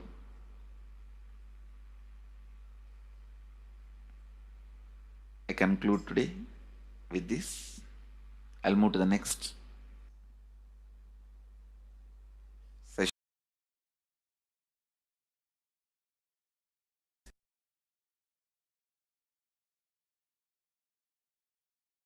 Social answer means I'll tell, oh, you should all work for global peace. You should all work for turning the world. You should work for revolution. You should work for all these, that things. You should vote only the party which says that it will stop the war and all these things. This is the social answer. Nonsense. If you want the honest answer, I tell you, simply transform yourself. You can't do anything. If at all you can do, you would have done it. If you can do, you would have done it. You are raising this question because you are not able to do. Am I right? So let us be very clear. Let us be honest. We are not able to do socially. That's the truth. That's the reason you are sitting here and raising the question. I tell you, understand few important things. There are a lot more attached to this question. There are many things which is attached to this question. We always feel the present is the world is totally spoiled. It is not going according to the rules or how it is supposed to be. It was wonderful once upon a time. In ancient time, things were going properly. Everything was well and great. And I tell you, 10,000 years ago, they found some writings on stone in Harappa Mohenjo-daro culture. Some stone writings have been discovered. The other day I read a beautiful book about that stone writings. That writings, it says, oh, nowadays the society is not as it should be. So much of war, there is no peace. In the early times, there was so much of peace. Society was really great. Things were as it should be. And it almost looks like a today newspaper editorial. 10,000 years ago, the same thing carved on a stone. Then understand, there was no such time as only good prevailed. It is just a fantasy. Hinduism, they call it Satya Yuga, the age of truth. There was a time only truth prevailed. And every religion, Christianity, they say the Garden of Adam and Eve. There was a time everything was wonderful. Every religion has got the fantasy. The past was great. There was golden past. Always the idea of golden past exists only in the past. The more you go back, again you say the past was great. And I tell you one thing, it is a wonderful way of postponing accepting the reality. Otherwise, I can be sure the world was same as it is today. Whether it is 5,000 years ago or 10,000 years ago. Maybe one thing, there was no CNN channel that time. So the news did not reach you so quickly. That's all. The news did not reach you so quickly. That may be the only difference. But otherwise, I can be sure the good and the bad was equal. Good and the bad was equal. The same amount of wars were there. All the other things were there. You read the Puranas, the mythological stories of India, you see enough of things. Enough of. I think sometimes I find a little more. And if you read completely the Puranas or the Hindu scriptures, there are a lot of things much worse than modern day. The criminal activities or bad things or negative things, whatever you say, all this stuff. And never think only present day is corrupted or violent. In the ancient days also, all these things were there. Only one thing was not there, the CNN news or the internet. So the news did not reach you. But otherwise I can tell you, enough the good and bad was there. It always will exist. It will exist. All you can do is, if you awaken yourself, if you reach the enlightenment state, you can go beyond it. And I tell you, enlightenment is the only service you can do to the society. Just become enlightened so that you will reduce the negativity.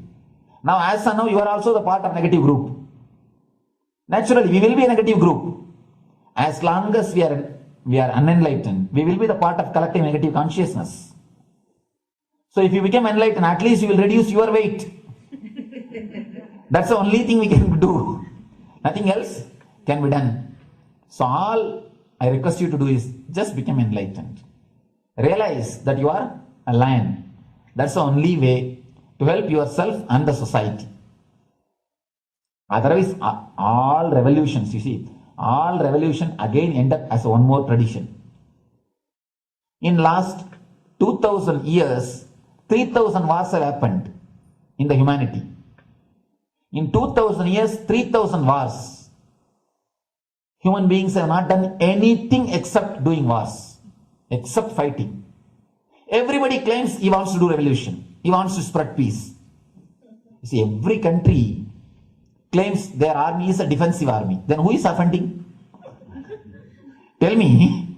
Every country says defensive army. Then who is offending? These are all just, games. The idea of peace is a pure game. Everybody wants to spread the peace according to them, not according to the other person. They want peace according to them. The other day I was in one interreligious gathering. One guy is preaching, let all of you convert to my religion so that we will not have fight. He wants peace the way in which he wanted, not the way in which.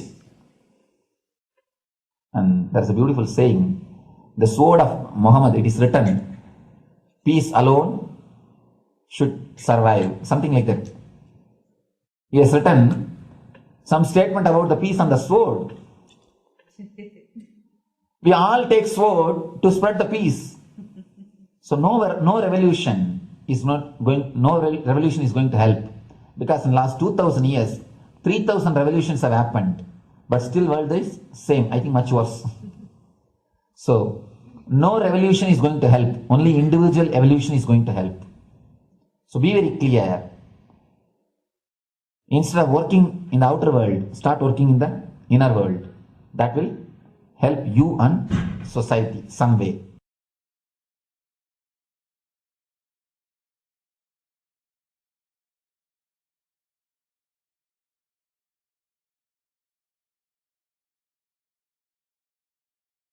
Social answer means social answer. Listen carefully. Space of Shanti, the space of Shanti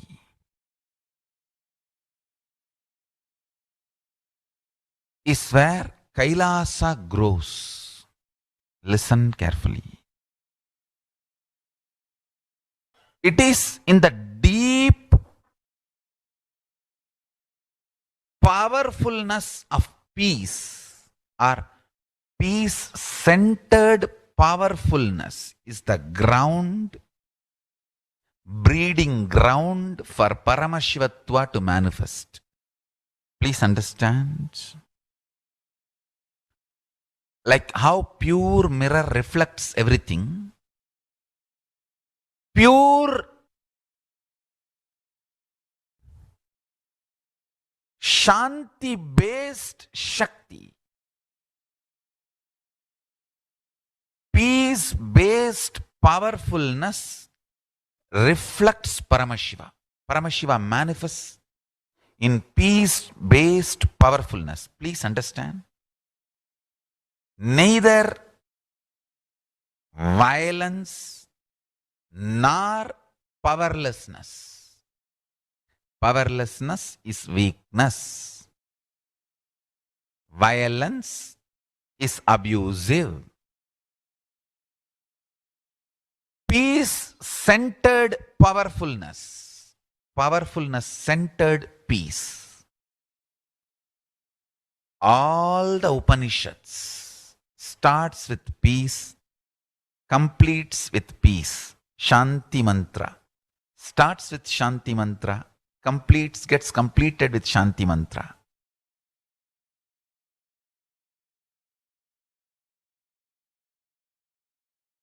Peace-based powerfulness is a fundamental requirement for Paramashivatva to manifest. That is why people who don't want us to manifest Paramashivatva or power manifestation do not want to allow the peace in our life, or do not want peace in our campus. Understand?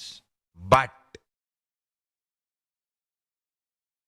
only if you are peaceful, which cannot be shaken even by the demons and devils and rakshasas, we can be in eternal peace. So, remember this very clearly.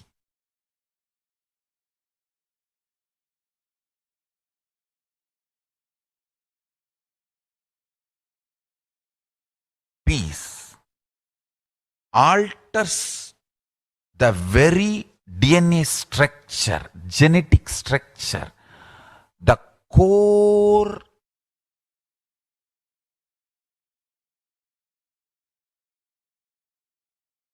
Anu Mahat structure. Understand? Anoraniyan Mahato Mahiyan. The consciousness in you is atom inside the atom, Mahat, more than Mahat. That Anoraniyan Mahato Mahiyan. That consciousness starts growing in you with more and more peace-based powerfulness developing in you. Nothing can be compared to unclutching. Spend more and more time, energy in unclutching. It will never be wasted. Time spent on unclutching is the most productive time for you in your life, because unclutching completely makes you altogether a different material. Understand? It makes your very biomemory, muscle memory, core structure, molecular structure, genetic structure, DNA structure, everything, all the 8 energy flow circuits 7 energy flows. 1, the pure conscious explosion. So totally 8 energy flow circuits exist in you. All the 8 explodes when you unclutch. Understand?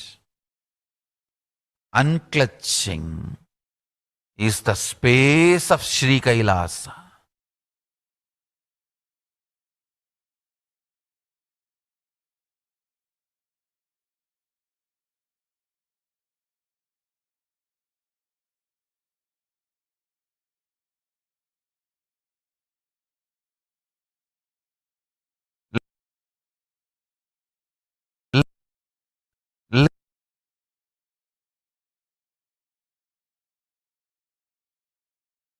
Every chanting, every prayer in Hinduism ends with Shanti, Shanti, Shanti 3 times.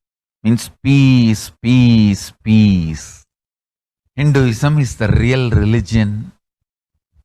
Loving peace, living peace. Individual level, social level, global level. Understand? Hinduism lost all its 56 nations, 200 states, 10,000 kingdoms, samsthanas, is not a loss to Hinduism, it is a loss to planet Earth, human beings. Wherever Hinduism is practiced, kept alive, the ideal of global peace is kept alive. Just do this one simple statistics. You yourself study. Google and study. Take the top 10 religions and list how many people they converted in last 200 years, how many people they killed. List for each religion. I can be 200% sure. You yourself will realize Hinduism is the most peace-loving and peace-living religion. Neither conversion nor terrorism. Neither conversion nor terrorism. Being the supreme pontiff of the most peace-loving, peace-living religion, I give you all my blessings on this International Peace Day. Understand? It is we Hindus need to keep the global peace as a living possibility, and we need to make this global peace as reality. Just talking about global peace will not work. Working for global peace only is the responsibility of the real living Hindu. Anyone who wants to claim themselves as a Hindu or practicing Hindu should work for global peace. Global peace is our responsibility.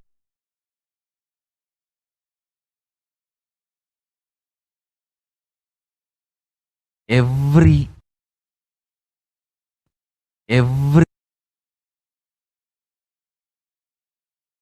Hindus have the responsibility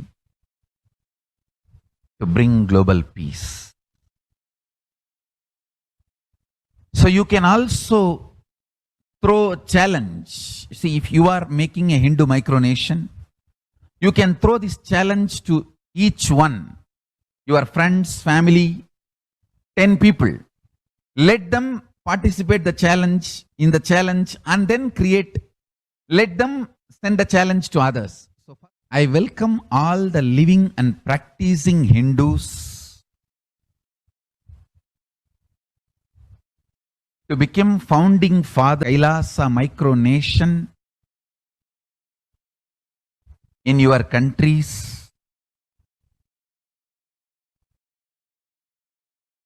You can also make a challenge, like how they made ice bucket challenge and all that. We can make a challenge. You form Hindu micronation and claim, I am the founding father of the Hindu micronation Kailasa. And then you can invite your family, friends for a challenge. 11 people.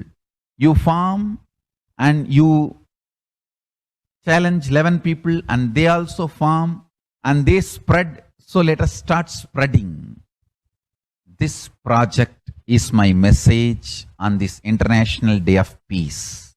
Let us start working for global peace instead of just talking. The work we do will talk for us. The talk we do will not work for us. This is the message. The work we do will talk for us. The talk we do will not work for us. Global peace is the responsibility of Hindus. We practicing Hindus, not only we should achieve the individual peace through unclutching yoga, we should also create an ecosystem where the global peace starts manifesting. This Kailasa Hindu micronation is the enlightenment ecosystem. I request every living practicing Hindu to manifest, do it. So the global peace can manifest from these Kailasa Hindu micronations all over the world. Hindus.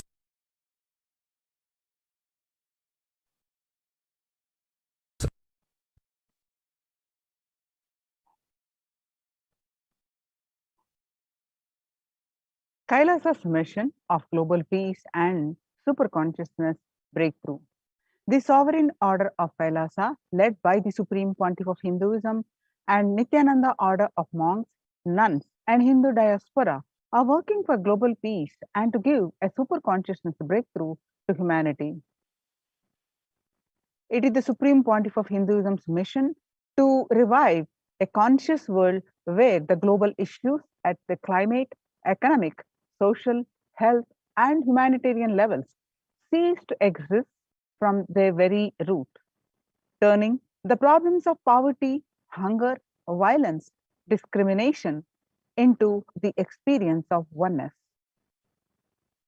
Supreme Pontiff of Hinduism has been working from the very grassroots level to usher in an era of peace at all levels, individual, societal, national, and global. His deep insights into the workings of the human mind, body, emotions have enabled him to powerfully and directly address various social, emotional problems facing humanity today. Some of the ways that the Supreme Pontiff of Hinduism provides spiritual solutions to combat the pandemic and the other issues. Since the beginning of the global lockdown, the amount of contribution and activism of Kailasa has increased multifold through the Paramashivoham program, bringing the super consciousness breakthrough to the whole humanity. By starting the Akhanda Nirvikalpa Samadhi Jnana Yajna and contributing almost 3 million minutes Paramashiva Sankalpa chanting, the sacred Sanskrit mantra chanting to heal 24/7 via Zoom sessions. Spiritual healing to one and all 24/7. Helping humanity to cope up with insecurity, fear, disease by empowering individuals to heal themselves, learn to cope up emotions like depression and tough situations in relationships, providing alternative solutions to worldly problems through the power manifestation, initiating thousands every day into the manifesting innate superhuman capabilities in Kailas courtyard sessions, providing healthy solutions like a technique to clear stomach from the Ayurveda solutions, which ultimately brings clarity out to the spiritual truths and give a conscious breakthrough. In the long term, establishing self-sufficient communities, continuing and intensifying the service of Annadan, the free food in Nithyananda Annalayas around the world, including Tiruvannamalai and Los Angeles, paving way with the New World Order, starting the agriculture-based communities in Adi Kailas and several other locations. Peacekeepers of Kailasa offering various life solutions from the teachings of the Supreme Pontiff of Hinduism. Hinduism prescribes various methods for global healing. One such is Maheshwara Puja, nullifying collective negativity simply through the presence of the avatar and his order of monks, offering Maheshwara Puja to the natural calamities hit victims. Bhava Samadhi Darshan to raise the individual consciousness breakthrough. Devi Parashakti, Akashic reading, the cosmic revelations. Supreme Pontiff of Hinduism, spiritual solutions for COVID-19. Society was created with the delusional ideas of too many human beings, blind spots, and the decisions made from those blind spots. If the visionary of a civilization or country or nation had blind spots when he develops the vision for it, the whole civilization suffers those blind spots forever. Now it's time that the Prakriti, nature, resets itself. Many of the blind spot-based visions, ideas become important components of the society. This pralaya which is happening is melting down everything which is delusion-based. The world as we know is gone. Let us celebrate God. The Supreme Pontiff of Hinduism, spiritual solutions for COVID-19. This isolation, which is seemingly endless, when with an unknown future, which is compelling humanity to make 100% life to be deeply dwelt upon. All problems need to be addressed only with the spiritual solutions and powerful cognitions. To stop people having mental breakdown, pandemic fatigue, collapsing, depression, destruction, and also give them super consciousness breakthrough and revive the enlightened civilization, the Supreme Pontiff of Hinduism continuously gives spiritual solutions and powerful cognitions. Some of the spiritual solutions and powerful cognitions are unclutching, practicing completion, practicing oneness, practicing ajapa japa of Mahavakya, Om Nithyananda Paramashivoham, consciously building a deep feeling connection, yoga, puja, vegetarian diet, and nirahara samyama. It is time we all take responsibility to save humanity, to protect people. Many of these solutions are online and free for one and all. For this Akhanda Nirvikalpa Samadhi Jnana Yajna, people from over 50 countries continuously radiate the space of Paramashiva by practicing the unclutching meditation 24/7, 24 hours a day, 7 days a week. It started from 13th May 2020, and at any given point of time, there are 4 to 8 zones actively unclutching around the world. Join this movement of unclutching Akhanda Nirvikalpa Samadhi Jnana Yajna at http://kailasa.tv/minutes for peace.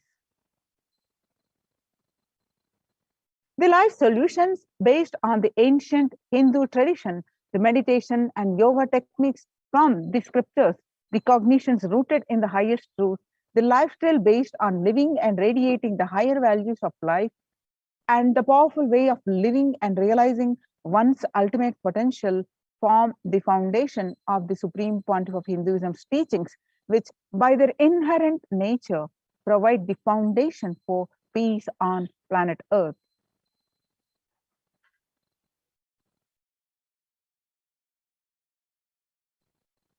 The Supreme Pontiff of Hinduism has launched the Minutes for Peace initiative, which aims to reduce crime globally by conducts meditations around the world in parallel. In 2014, just after 2 years of launching the program, it crossed over 1 billion minutes of meditation. The scientific studies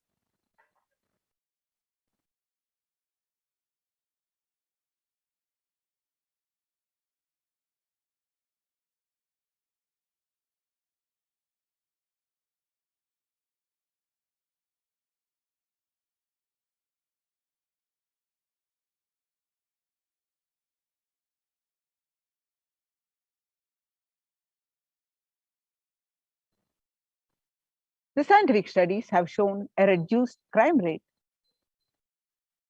After participation in the meditation and completion techniques in 1976, it was found that when 1% of community practiced meditation and pujas, the crime rate was reduced by 16% on an average. The current tally on the Minutes for Peace website is more than 4.3 billion cumulative minutes of meditation logged, including all the events, programs, and festivals where people have gathered in large numbers and participated in meditations and rituals. The total count comes out to be a staggering 409 billion minutes of meditation for peace so far. You can see the glimpses where about 5,000 devotees gathered and participated in a 48-day meditation program called Shuddhatvaitam. Supreme Pontiff of Hinduism has also hosted Kumbh Mela in United States of America in Los Angeles since 2007. Nithyananda Sangha is entrusted as the only organization to host Kumbh Mela outside India by the Akhila Bharatiya Akhada Parishad. In September 2006, the Supreme Pontiff of Hinduism has organized the first conference for world peace to honor the memory of those who lost their lives saving others on September 11th, 2001 at Irvine, California, United States. The second Conference for Peace was held in Los Angeles in 2007 in collaboration with Vedanta Society, BAPS, ISKCON, Siddha Yoga, and other organizations. The Kumbh Mela festival spread fast to other countries, including Australia, Canada, etc. In 2009, the Supreme Pontiff of Hinduism has organized a month-long peace walk covering 1,000 kilometers and 1,000 villages to bring together in harmony from all walks of life. To promote feeling connection and oneness among people during the walk, health camps were conducted in villages along its path. Supreme Pontiff of Hinduism has conducted large-scale collective meditations on September 21st International Peace Day, the collective consciousness. And one of the greatest contributions that the Supreme Pontiff of Hinduism is doing, the initiating thousands into sannyas. Sannyas is our social responsibility. Let us save Hinduism and humanity. Supreme Pontiff of Hinduism has revitalized the monastic tradition of sannyas by initiating hundreds of people into the Nithyananda monastic order. The all-renouncing monks contribute the best things to human civilization and living their life with the cognition that life is for others. These monks and nuns act as the harbingers of peace and empowerment for the human society distraught with the violence, depression, and other forms of life negativity. Supreme Pontiff of Hinduism has also revived the ancient practice of embarking on pilgrimages, the spiritual journeys, reviving the original context. The food system hold the key to ending the world hunger. Under the Red Om, that is No Hunger Project, through the Annalayas at the Kailasa's de facto spiritual embassies worldwide, under the guidance of the Supreme Pontiff of Hinduism, has served over 5 billion organic sattvic vegetarian meals so far. Giving free food to all the citizens is the economic policy of Kailasa, deriving the difference from Vedas and Agamas. Recently, the humanitarian initiative launched by the Supreme Pontiff of Hinduism is opening the Kailasa's COVID care centers in India, where the monastic campuses have been turned into a multi-layer quarantine facility to safeguard the inmates against any possible point of contact with the outer world. The Supreme Pontiff of Hinduism has opened this service free to all people, regardless of any differences in age, gender, caste, creed, ethnicity, color, or socio-economic status. Food, shelter, internet, and all basic facilities, including medical care, are provided at these COVID care centers for an indefinite period of time. The outcome has been splendid. Zero infection rate so far among the participants, a feat not achieved anywhere else in the world, let alone in India. This response model of handling the COVID-19 pandemic at a community level, along with the guidelines and recommendations for governments has been recognized and accepted by the United Nations as well. You can see some of the glimpses of the Kailasas COVID Care Protection Centers. Now, if you are in India, especially, join the COVID Care Protection Centers. Register now through the link below, https://kailasa.org/kailasa care. Now let us see all these COVID care centers and various Kailasas de facto spiritual embassies are temple-based. The Supreme Pontiff of Hinduism has been reviving the temple culture and temple sciences and establishing so many ecosystems based on temples. So let's understand why temple-based ecosystems. Now, in the times when COVID-19 is rampant and ancient temples are in a lockdown because of the risk of widespread corona disease, the devotees of these temples were visiting and having darshan of their gods and goddesses for thousands of years. At all these ancient sacred sentiments have come to a harming halt after the lockdowns have taken place. The religious fervor of the devotees is being lost due to the pandemic. The Supreme Pontiff of Hinduism is reviving the e-Kailasa ecosystem and bringing all the ancient traditions of the online platforms on Kailasa TV, YouTube, and Facebook. Now let's listen from the Supreme Pontiff of Hinduism on about reviving the temple science of temples.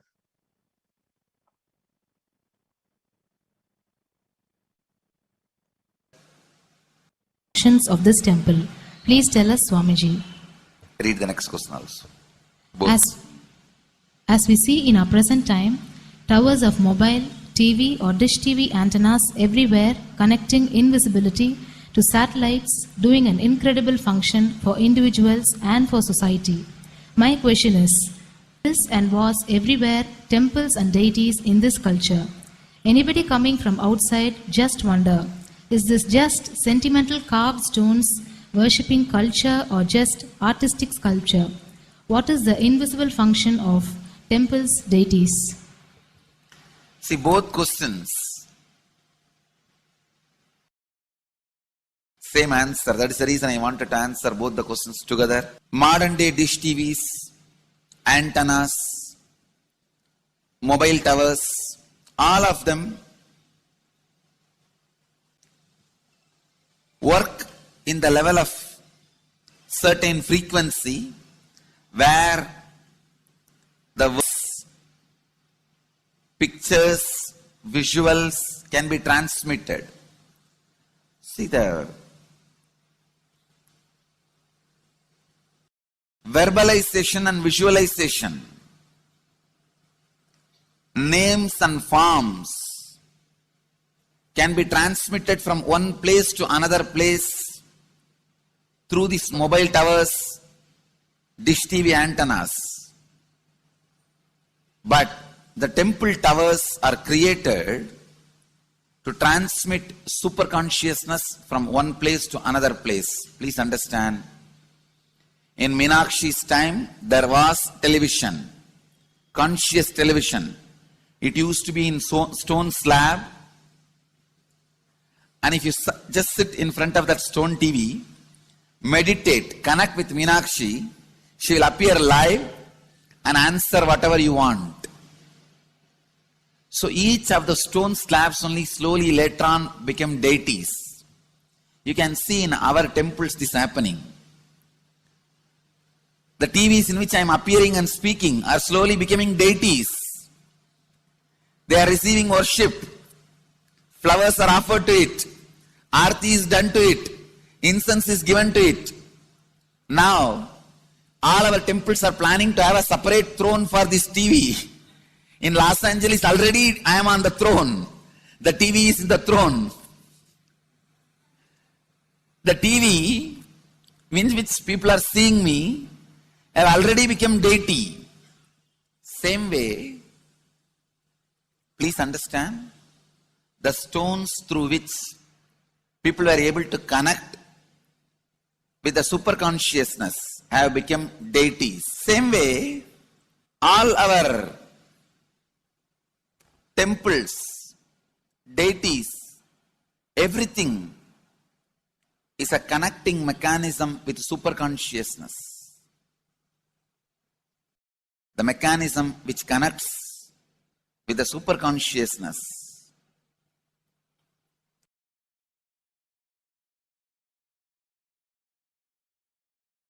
Please understand, the deities and temples are not just sentimental carved stones, or they are not just artistic sculptures, they are conscious transmitters. They raise you to the super consciousness. In each house in Vedic tradition, we have a puja room. All the puja rooms are your private conscious airport, are conscious transmission centers. The main temple is the place from where continuous super consciousness is radiating. So if you just sit and connect with a deep feeling connection, see, in those days human beings were so beautiful and simple. Just remembering the name of the deity is enough. They are already in connection with the deity. That feeling connection. When I read Patanjali's Yoga Sutra, it says, sit in Siddhasana and be in Samadhi. That's all. See, the human beings were so simple in those days. Just if you sit in Siddhasana, you are already in Samadhi. If you sit, your mind sits. Now, if you sit, your mind sits.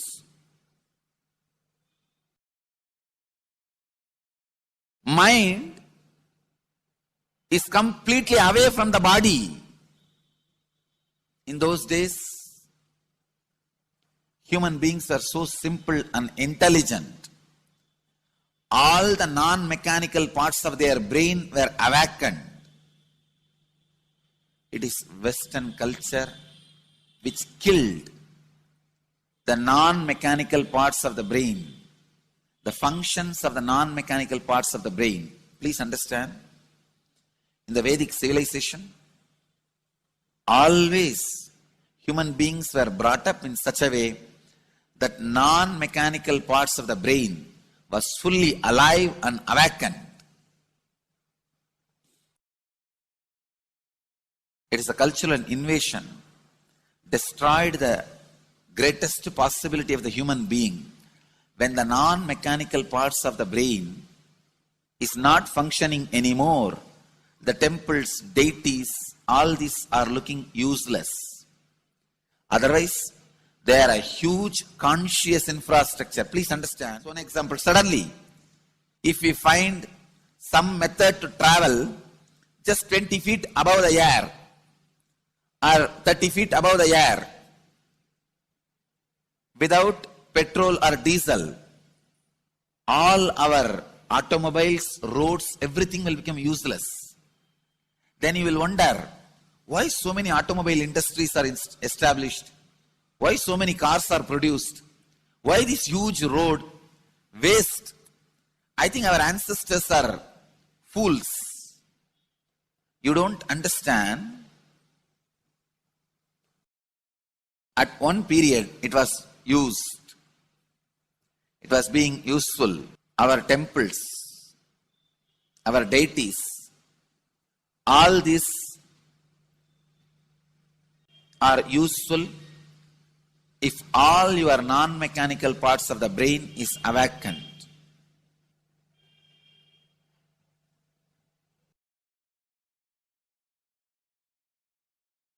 Unclutching is the process to awaken your non-mechanical parts of the brain. When your non-mechanical parts of the brain is awakened, you will understand temples, deities, how useful they are, how directly useful they are, how they are part of our life, how they enrich our life, and how they make human beings intelligent, enlightened. These are the methods created to create enlightened civilization.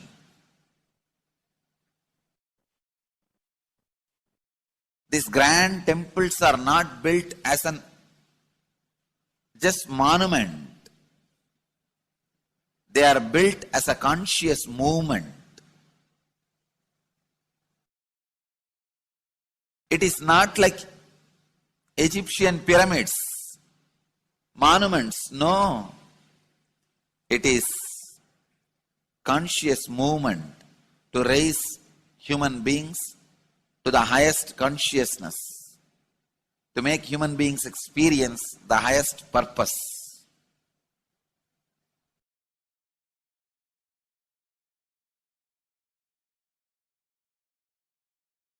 Understand, unclutch, use the temples to achieve the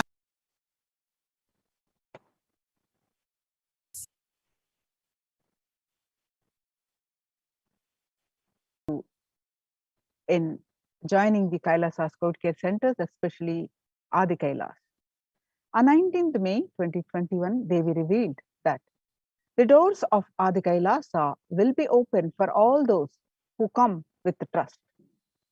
It will protect body and will give you conscious health. It will also give highest powers, dharma, artha, moksha, jnana, powers, and karma, and go beyond karma. Adi Kailasa life will give you all goodness. On 31st May 2021, Devi revealed that the hell of Krimi Bhojanam mentioned by Vyasa in Garuda Puranam has opened and is directly falling on India as thunder. Running to Adi Kailasa and preventing it is the only way. I have opened Adi Kailasa for those who want to save their lives. All of you run to Adi Kailasa. On 11th June 2021, Devi revealed that drop the foolish mind with the business motive of bargaining and attain surrender and go to Adi Kailasa. Be in Adi Kailasa, I will do good to you. When the first world countries closed their borders during a massive global emergency, Kailasa has opened its doors to all without exception. Various COVID care centers open across India, including in Karnataka, Tamil Nadu, various centers in Tamil Nadu, Pondicherry, and Gujarat, and Hyderabad. Kailasa rushes to aid India as India finds itself on the verge of the COVID-19 third wave.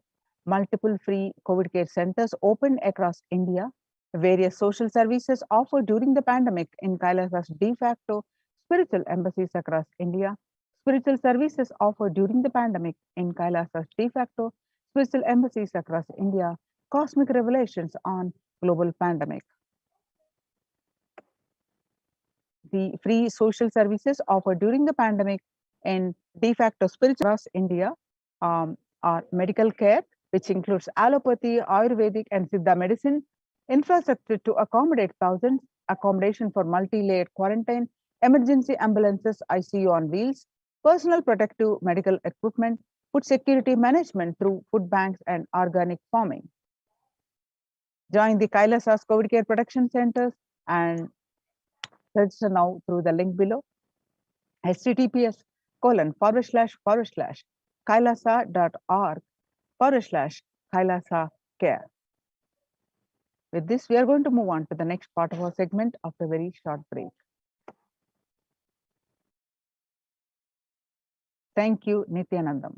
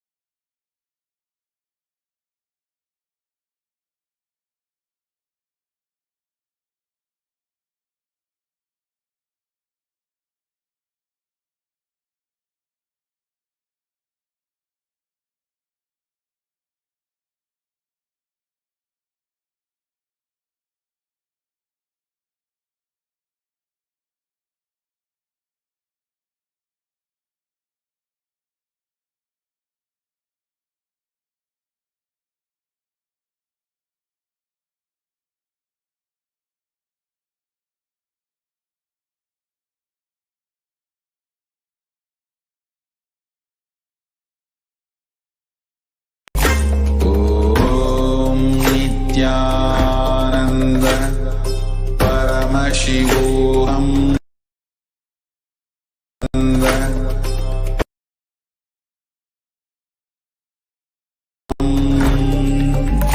Om Nithyananda.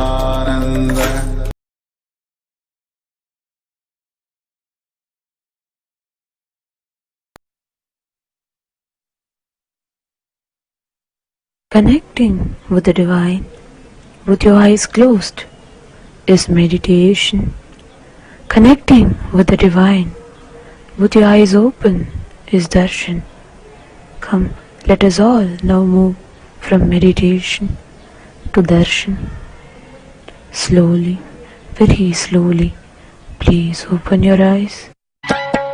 அம்மையப்பனே நீ என்னையப்பனே அம்மையப்பனே நீ என்னையப்பனே அம்மையப்பனே நீ என்னையப்பனே அம்மையப்பனே நீ என்னையப்பனே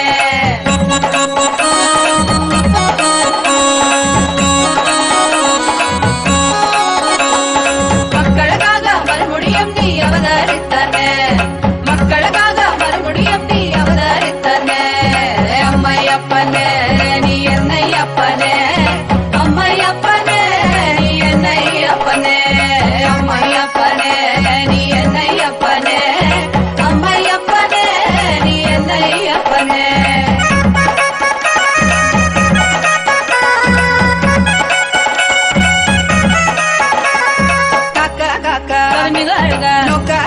நின்னரும் பெருக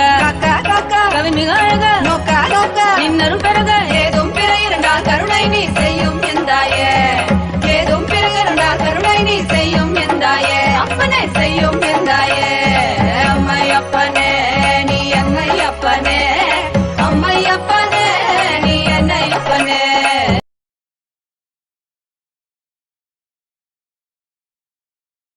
நீ என்னையப்பனே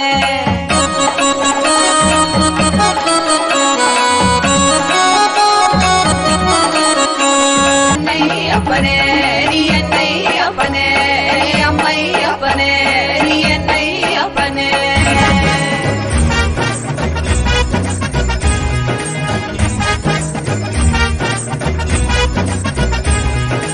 ஆறுபடைக்கப்பா ஓம் ஆறுபடைக்கப்பா நித்தியன் வாழும் நித்தியபுரி மலையே ஆறுபடைக்கப்பா ஆறுபடைக்கப்பா ஓம் ஆறுபடைக்கப்பா நித்தியன் வாழும் நித்தியபுரி மலையே ஆறுபடைக்கப்பா அறுபடை சக்தி ஒருமுக நித்தியனின் திருவடியை நாம் காண்போம் நித்யா திருவடியை நாம் காண்போம் நித்தியன் திருவடி கண்டு நோயற்ற வாழ்வினை பெறுவோம் நித்தியன் திருவடி கண்டு நோயற்ற வாழ்வினை பெறுவோம் ஆறுபடைக்கப்பா ஓம் ஆறுபடைக்கப்பா நித்தியன் வாழும் நித்தியபுரி மலையே ஆறுபடைக்கப்பா ஆறுபடைக்கப்பா ஓம் ஆறுபடைக்கப்பா நித்தியன் வாழும் நித்தியபுரி மலையே ஆறுபடைக்கப்பா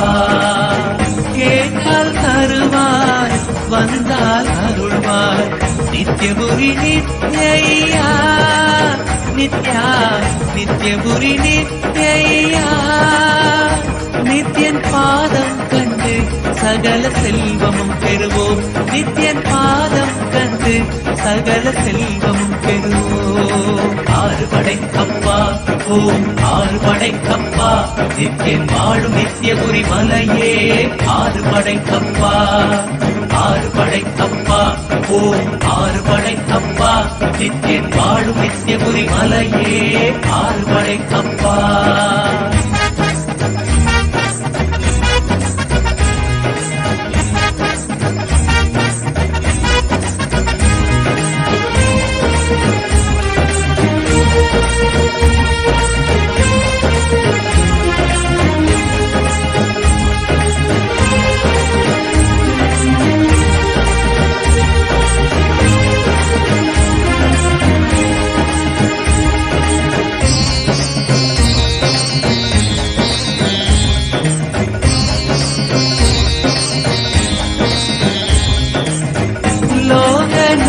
ದೇವಕಿ ಪುತ್ರನಂತನೇ ನಿತ್ಯೇಶ್ವರ ರೂಪ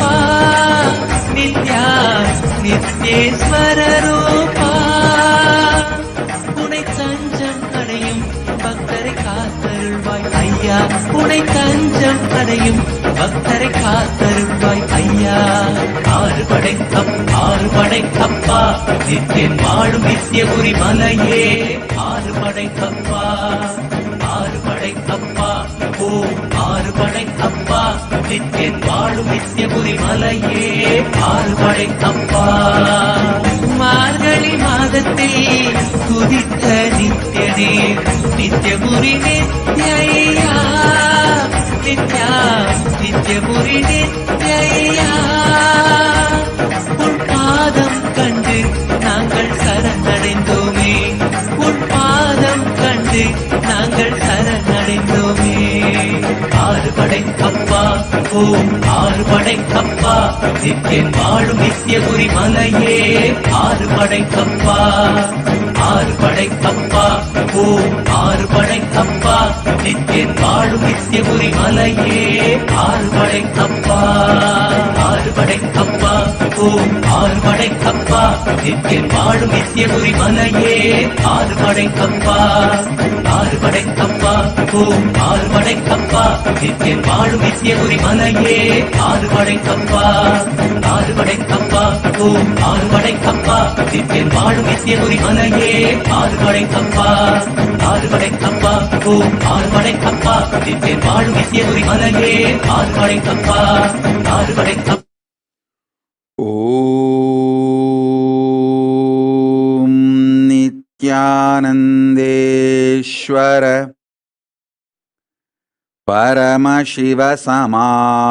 பரமசிவசமாரம்பாம்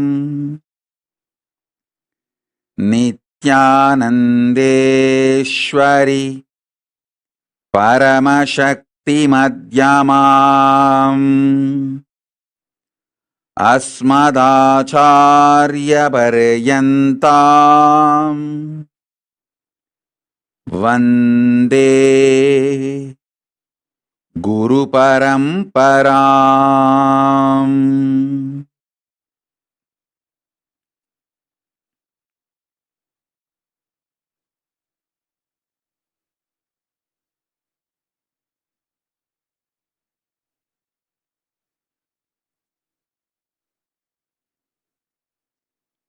I welcome all of you with my love and respects.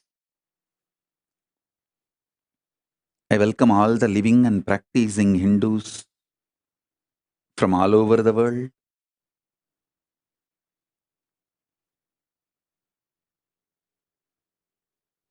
All the ministers, diplomats, ambassadors, citizens, consulate generals, Mantreshwaras, Vidyeshwaras, Ganeshwaras, Lokeshwaras, Astreshwaras, I welcome all of you with my love and blessings. Paramashiva's message directly from Kailasa.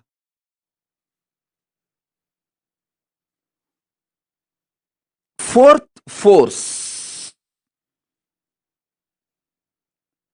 strong nuclear power,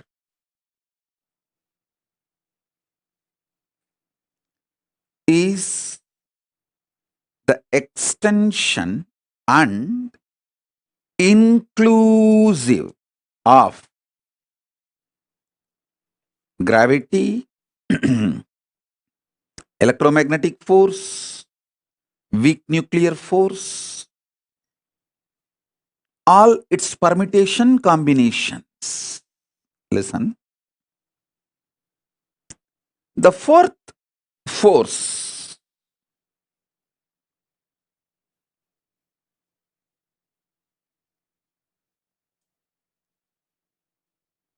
is not only extension, it includes all the other three.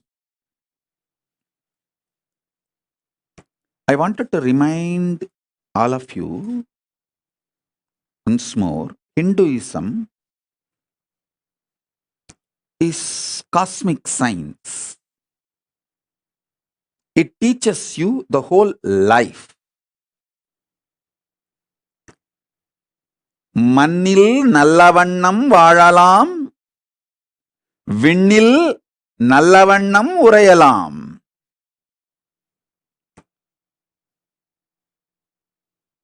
மண்ணில் வாழும் அறிவியலும் விண்ணை ஆளும் அறிவியலும் சேர்ந்ததே சனாதன Hindu தர்மம். Listen. A blissful, happy life with all the auspiciousness in this plane and the most auspicious, beautiful, powerful life in the higher planes. Hinduism teaches you the science of this.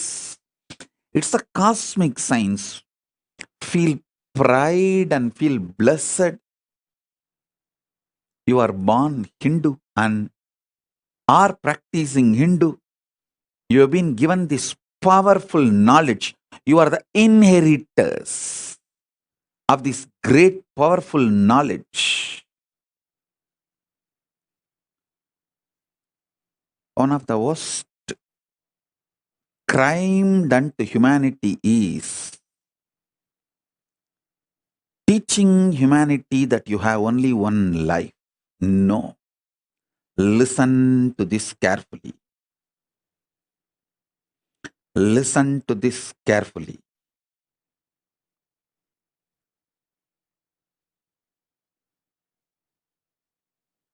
Telling you only we exist, human beings exist in this universe is stupidity.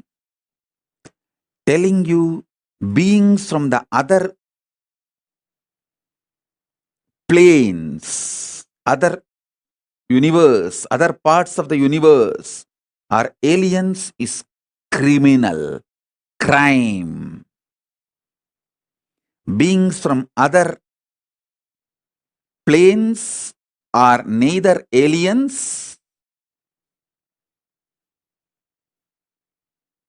nor false. First of all, we are not alone on this universe. Second, beings from other zones and other universes are not aliens. They are our own version, little evolved. Our own version, evolved, are the Devas, Gana, Yaksha, Rakshasa, Rishi, Muni, Gandharva, all of them. Our transformed existence is Kailasavasis. I am not telling you any cock and bull stories. I am not giving you any teas. I am giving you a clear knowledge, truth as it is. I have come from Kailasa to introduce this cosmic science to the modern human beings because modern human beings forgot this whole science. I am reviving this whole science. So listen.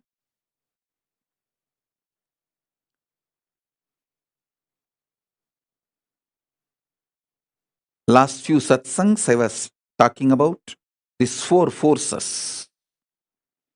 Today I wanted to talk about fourth force and giving more understanding about the third force also.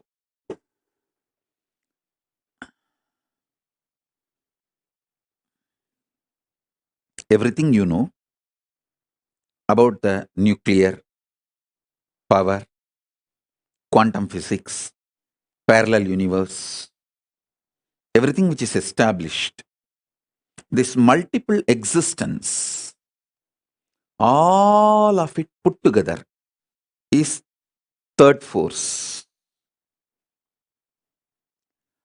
Third force's imaginary fantasy extension. If you do a scientific fiction movie, sci-fi movie, based on all your understandings about the third force, it is fourth force. Listen. Till now, human beings have not decoded the fourth force in a concrete way, but the fourth force is all possibility of third force. Because it is all possibility of the third force, any science fiction movie you develop based on anything you know about the third force is a reality in the fourth force. Listen to that. I'm repeating.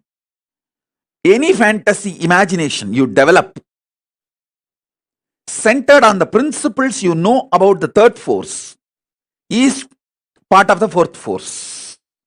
Because the fourth force is everything you can imagine as an extension, transformation, multiplication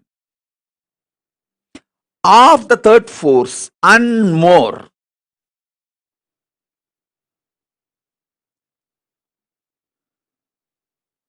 That's the fourth force.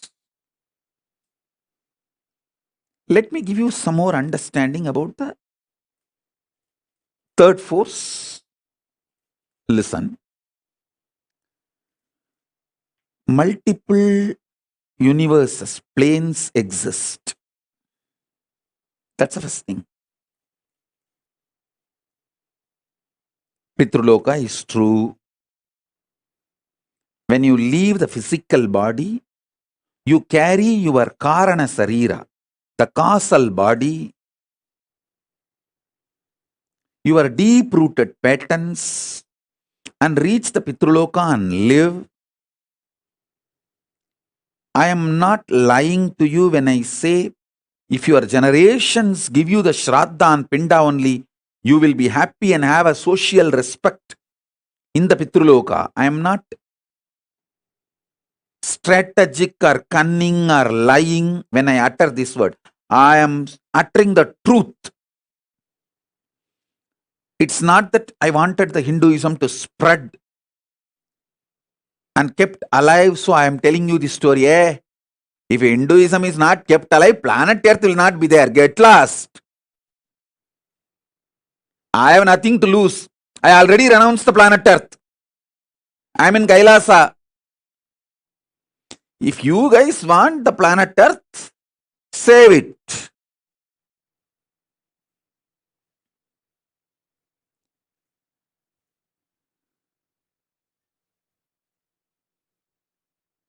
I am here only to give you the truth as it is.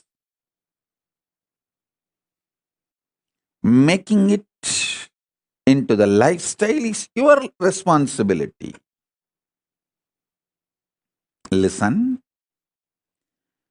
Especially the people who are already successful, having basic needs of your life fulfilled. Like you already have a spouse, kids, car, house, basic needs. All those people, those of you, it's your responsibility to create ecosystem for your next generations to understand, internalize the science of Hinduism, the cosmic science, the greater science, and keep it alive. I was so happy when I educated myself about this ISKCON's temple they are building in Mayapur. The temple of Vedic Planetarium, where they are describing the Vaishnavite Srimad Bhagavatam description of the multi-universes, the multiple universes, the different lokas.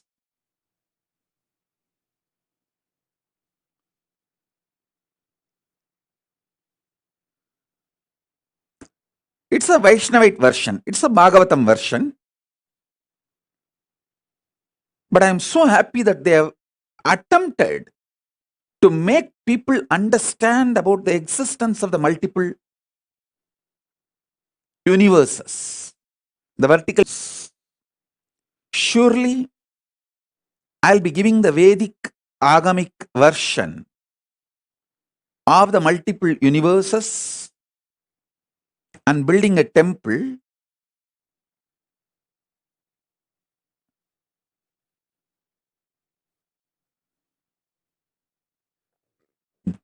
to showcase to all of you and show you experientially how each initiation and power manifestation, you can experience those vertical time zones like Devaloka, Pitruloka, Tapoloka, Satyaloka, the lokas of Yakshas, Kuberaloka, Indraloka, Chandraloka, Suryaloka, the different planets and planes. So understand this truth. When I say Pitruloka exists,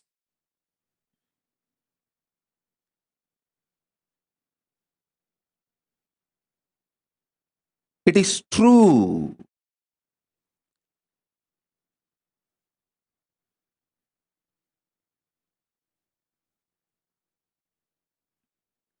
You are not accidental.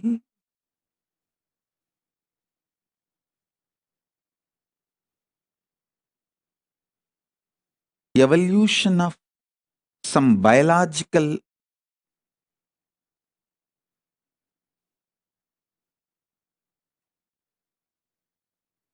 permutation, combination, good or bad, right or wrong. No. You are a conscious manifestation to celebrate, live your existence on this plane and in higher planes, vertical time zones.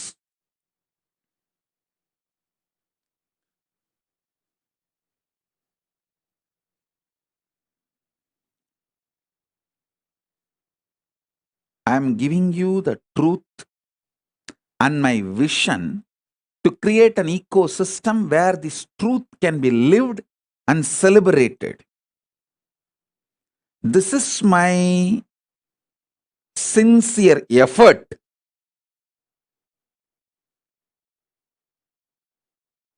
to make the Kailasa, whether the first Kailasa I manifested in Tiruchengodu or the Kailasa I am manifesting in multiple places now, or the Mahakailasa I am manifesting.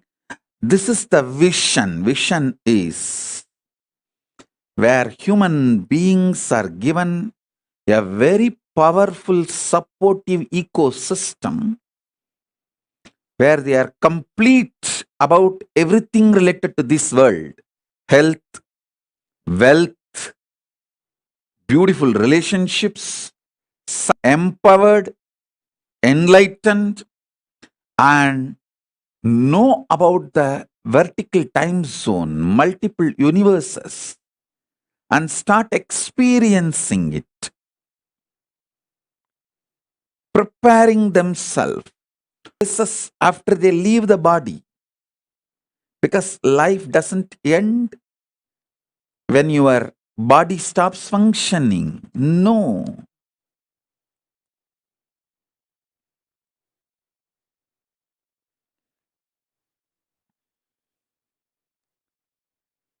life is so much more.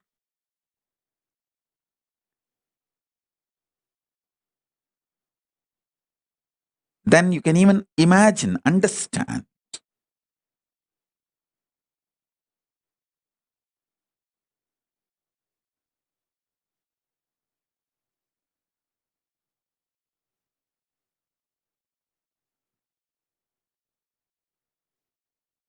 Theosophy Society, Arabindo Ashram,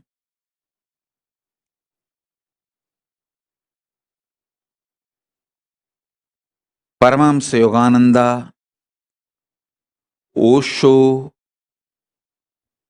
Maharshi Mahesh Yogi, ISKCON, Ramakrishna Mission, Sampradaya, all of them have sincerely trying to make the same vision in their own version.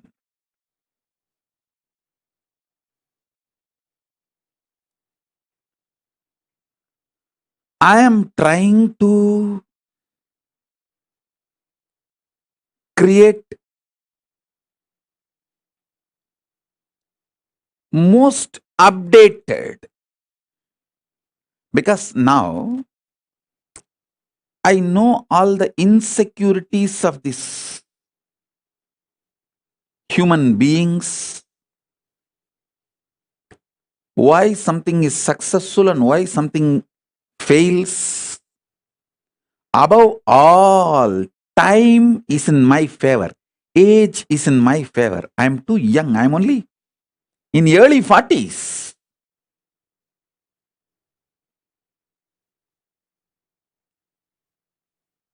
Whole life is in front of me. Already I have 41 Chaturmasya spiritual strength,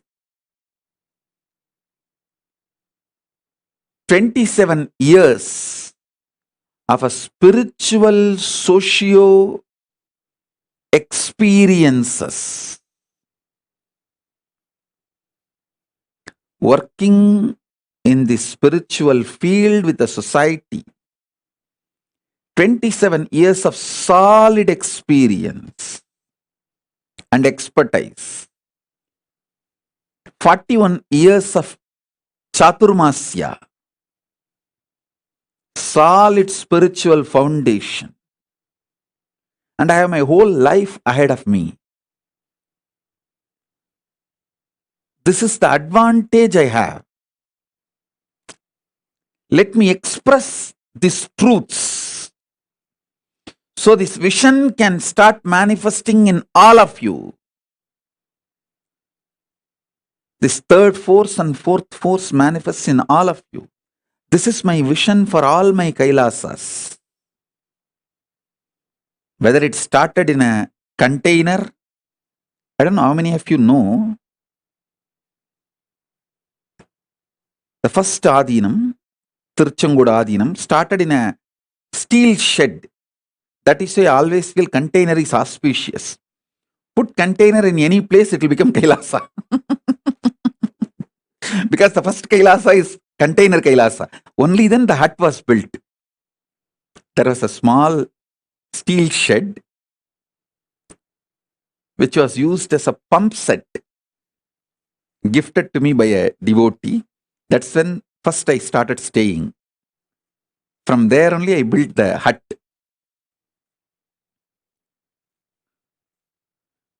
So that is why even now, anywhere people give me, donate property, I tell them first put a container, plant a container, start container Kailasa. From there it will evolve. From container Kailasa to uncontainable Kailasa. The vision is same,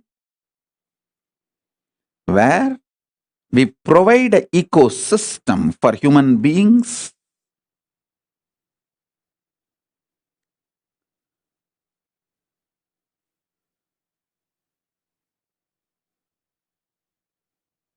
to have a healthy, wealthy, blissful, complete life in this plane and enlightened, awakened life with the higher zones, vertical zones.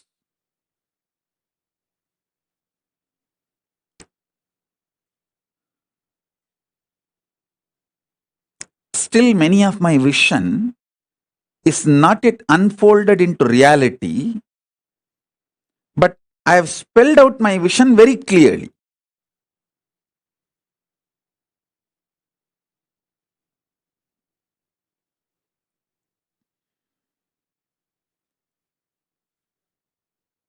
It will unfold when more and more collective integrity starts happening. For example, I wanted to evolve the Sambhavana system. The Grihasthas can make wealth for their personal life and expenses. Working for Hinduism, for Kailasa, like a win-win. You strengthen the Kailasa and you also get personal income. This was the vision I revealed maybe 2005 or 6 with a project called Anand Samaj. Is a kind of a communities evolving everywhere.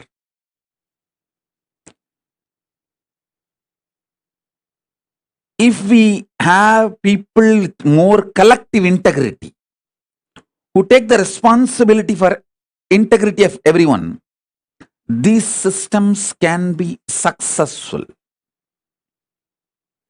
These things can be successful. A 10 family can join, take up a project, make it successful, have Kailasa strengthened, Hinduism strengthened, and the ecosystem strengthened, and you receive the personal income. All the things are fulfilled like a win-win. It is possible. It is possible, especially in the cities of India and the NRIs in Malaysia, Europe, US, Trinidad, Tobago, where the Hindus are the richest ethnic minority. If you guys start evolving this kind of Kailasas, you will create an ecosystem where your generations will have strong feeling connection with Hinduism. They will live Hinduism. They will manifest Hinduism. They will be giving you the Shraddha for generations, building the modern day Agraharams.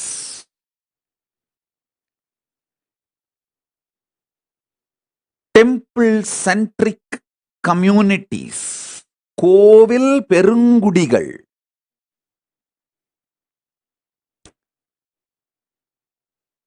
தமிழ்ல சொல்லணும்னா மலையும் மலை சார்ந்த இடமும் குறிஞ்சி, காடும் காடு சார்ந்த இடமும் அது மருதம், முல்லை, நெய்தல், பாலைன்னு சொல்லுவாங்க. ஐம்பெரும் நிலங்கள்னு.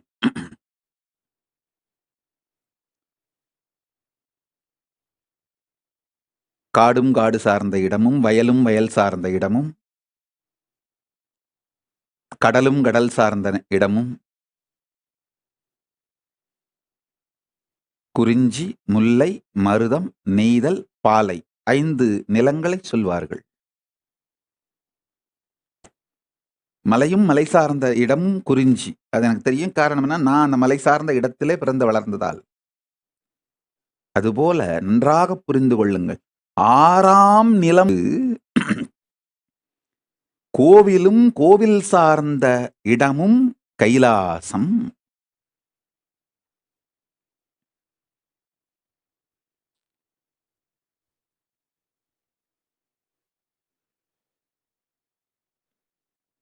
Listen.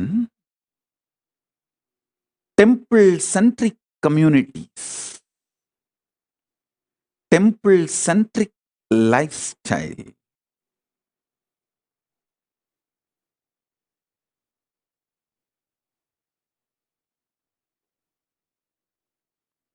It's all just in each city, few families need to have that collective integrity. It cannot be done through autocracy or democracy. Autocracy, democracy, all crazy.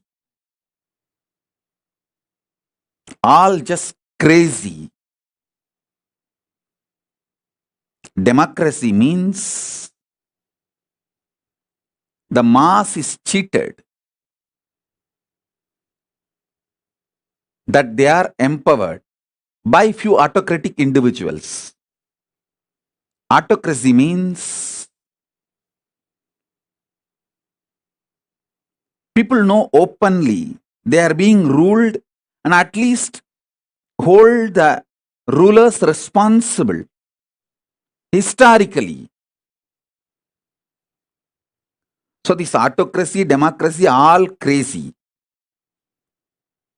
Neither autocracy nor democracy is going to work for the future. Collective integrity, responsibilism only is going to work for the future. That's why the Kailasa, I am evolving a kind of a new responsible democracy. How I am evolving, all the temple volunteers will vote any issue related to running the temple. All the donors will vote any issue related to money. All the administrators only will vote any issues related to administrative policies. A temple volunteer, if he is volunteering for administration, also he will have 2 votes. He will have a vote in the temple related and administration related because he is involved in administration. If he is an SJP donor, he will have the voting, one more vote to involve and vote about the economic affairs. So the votes are given based on the responsibility, responsibilism. Responsible democracy evolves collective integrity. That's the way I'm evolving now. I'm actually sitting and penning down the whole principles, how the Kailasa should be run, the guidelines. I'm making it into a responsible democracy. If you are a temple volunteer, you spend certain number of hours maintaining temple, you have the right to vote everything related to temple affairs. If you are a donor, SJP Yajaman, you get 1 vote related to all the economic affairs. If you are a SJP Karta, you get 5 votes, all related to economic affairs. If you are volunteering in administration, you get vote to vote in all affairs of administration. If you are volunteering in garden, housekeeping, you get the right to vote in all the affairs of the gardening, housekeeping. Responsible democracy.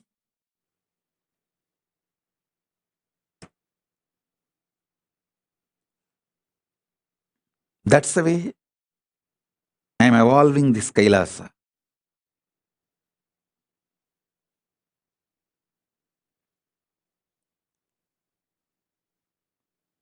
These digital ecosystems and the spiritual ecosystems I am evolving all over the world.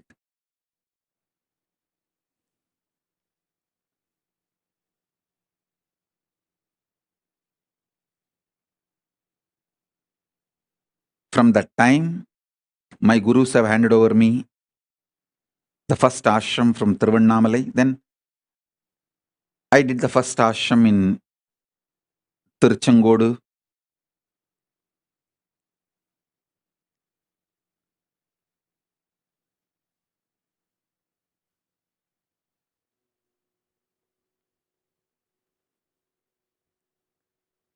My vision for Kailasa is clear. As I said, மலையும் மலை சார்ந்த இடமும் குறிஞ்சி, காடும் காடு சார்ந்த இடமும் முல்லை, வயலும் வயல் சார்ந்த இடமும் மணலும் மணல் சார்ந்த இடமும் நெய்தல்,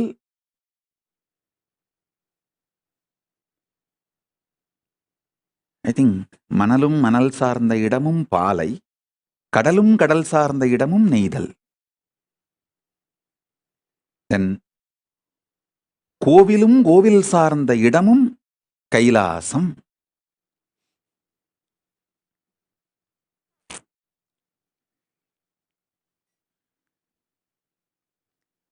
We need to evolve Kailasa everywhere. I am seeing some of the successful Kailasas.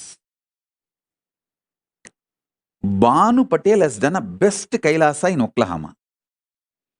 Because naturally she has a beautiful collective integrity team built for her business. See, the business network she built is all from the family, and they all have already built a collective integrity. That is why that the Kailasa Oklahoma is such big success. The best kept deities, most beautiful rituals, they all gather, sing, dance, happily, inspire, live Hinduism, do Garba dance, Bhagavad Gita, Guru Puja, Shiva Puja, spirituality, meditation, yoga, whatever they can. I tell you, they already formed a ecosystem where their generations will learn more and more about Hinduism and live, practice.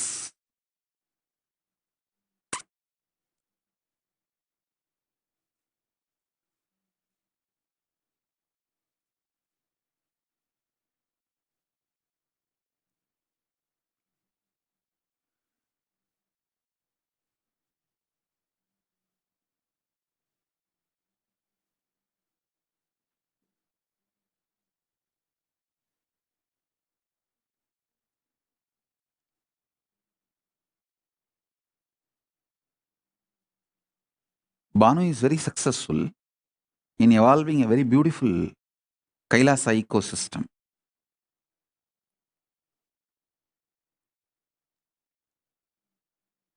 Maybe little more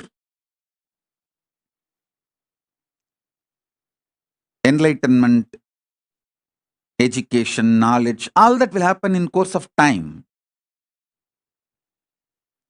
But the ecosystem is successful. I feel everywhere, every city, in US, Europe,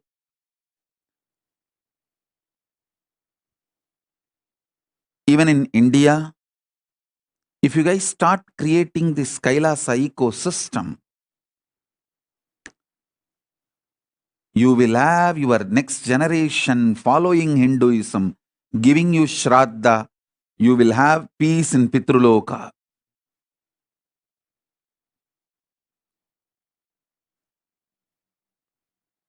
The Kailasa will evolve beautifully on the planet Earth.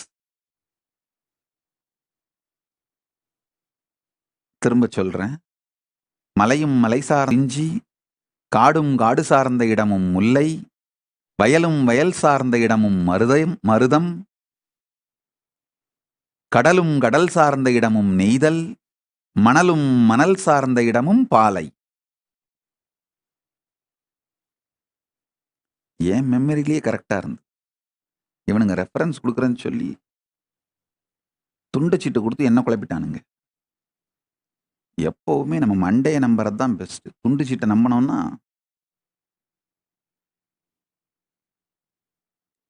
எனக்கு இந்த reference போடுற team ஒன்று இருக்கு, அது கொடுக்கும். அது கொடுக்குற reference தான் கன்ஃபியூசிங்காக இருக்கும். எப்பெல்லாம் நான் என் கரெக்டாக சொல்லிடுவேன், எப்பெல்லாம் இந்த ரெஃபரன்ஸ் எழுதி கொடுக்குறவங்க சீட்டை நம்புறனோ அப்பெல்லாம் குழப்பி வச்சிருதுங்க.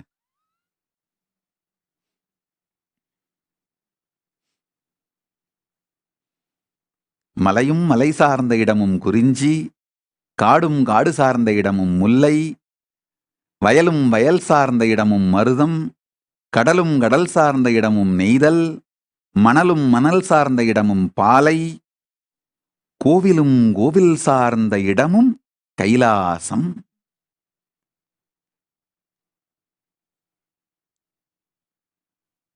Every city on the planet Earth, we should create Kailasa.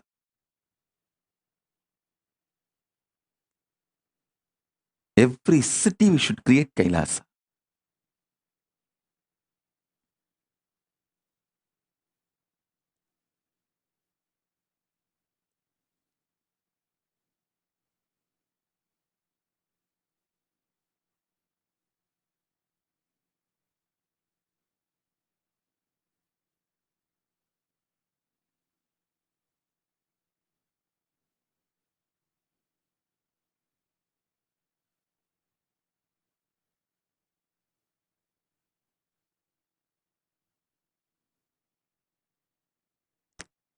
Kailasa lifestyle is a beautiful preparation for you to live comfort higher planes, vertical time zones. When you go there, you won't feel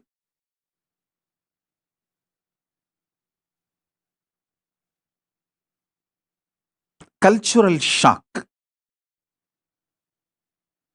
You will not feel cultural shock when you go to the higher planes if you learn the Kailasa lifestyle here on the planet Earth.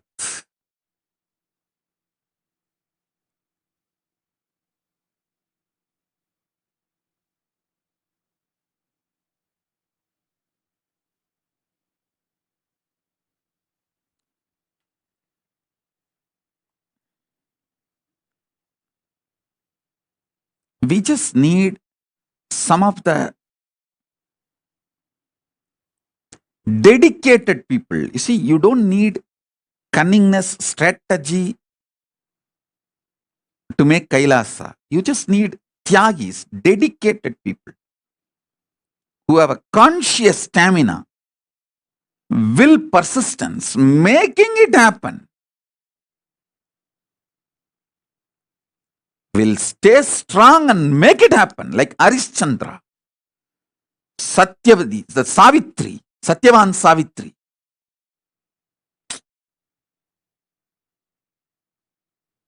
Whatever. Will, persistence.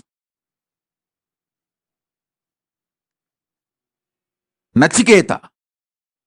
Will, persistence.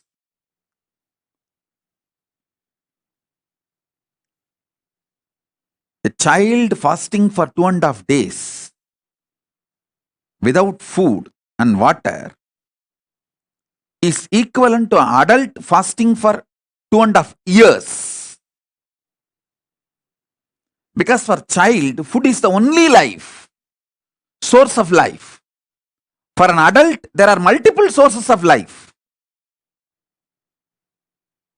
His body has evolved to use multiple things as source of life.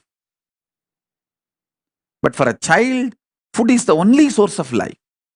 And a child, Nachiketa, fasting for 2.5 days is equivalent to an adult fasting for 2.5 years with a will, persistence. Satyavan Savitri, Nachiketa, Arishchandra,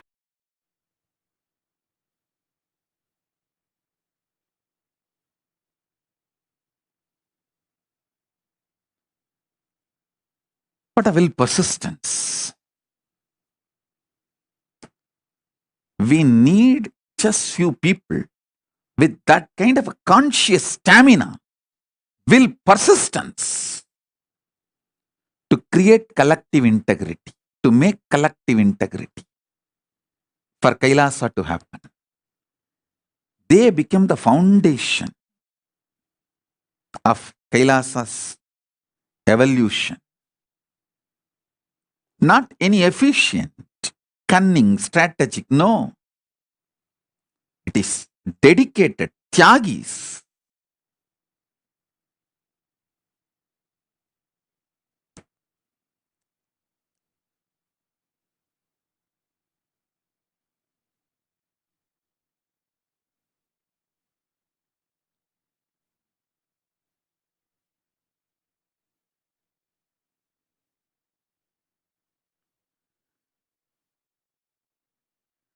Earlier, the Kailasas are like luxury. But now, it is survival need.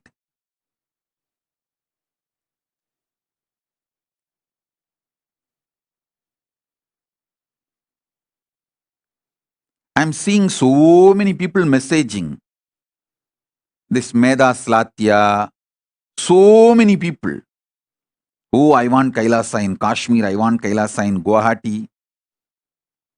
All you guys,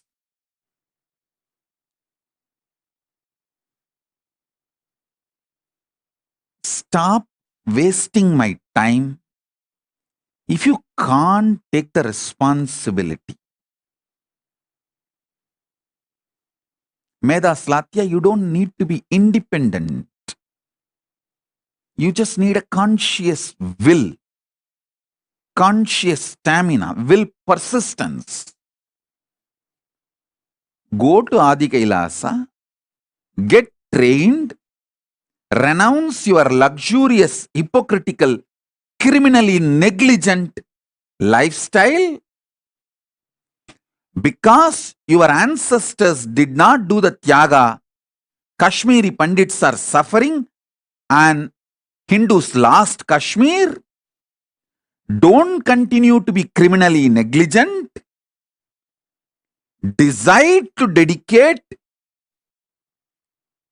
and stop your stupid ideas about life. Go to Adi Kailasa and have the basic training. Then carry that ecosystem to Jammu and Kashmir and start manifesting, reviving. Do what need to be done. Nobody is interested in your crybaby stories. Nobody is interested in your criminal negligent lifestyle. Or just disappear from my eyes. Go and live as you want. Don't waste my time and get the karma of Guru Aparada. Wasting Guru's time.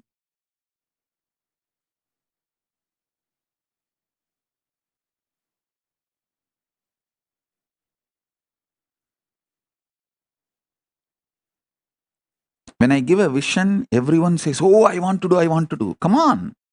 There is a clear system I have evolved. Procedure.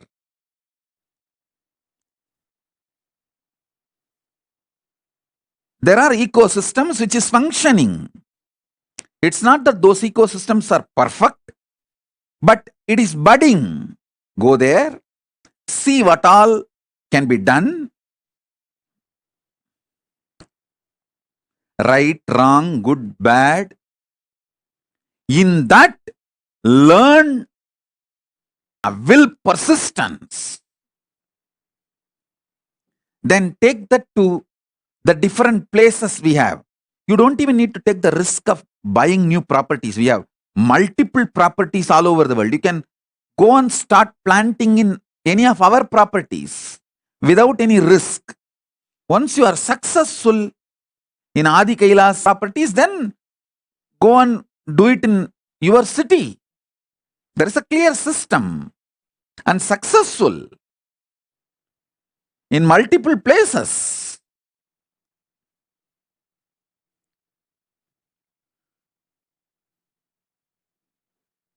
Instead of doing the responsibility, just lying to yourself and to me, Oh, I want to do this in Jammu. I want to do this in Kashmir. I want to do this in Guwahati. I want to do this here. I want to do that there. No.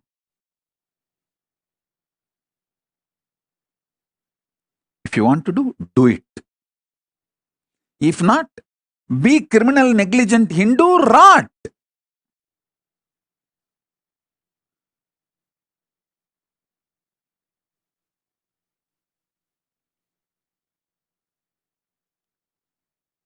As I told you, the Hindus should know their negligence has crossed the level of casual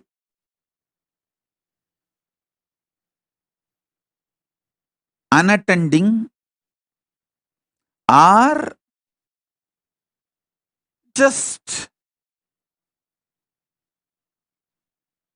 blinded by the consumeristic lifestyle. All that level is over. Now it has gone to criminal negligent level.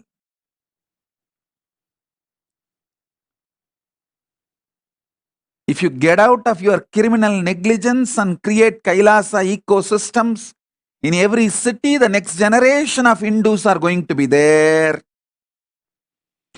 And I don't want to say the otherwise. What will happen? I don't want to utter through my mouth. Because I have to make it happen. I don't have a choice.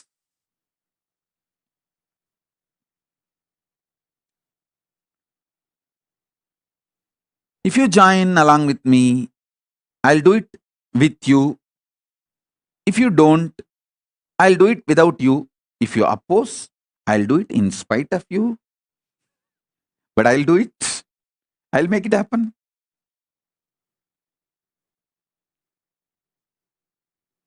வந்தால் உங்களோடு வராவிட்டால் தனியாக எதிர்த்தால் உங்களையும் மீறி செய்தே தீருவோம் Paramasiva Kailasam.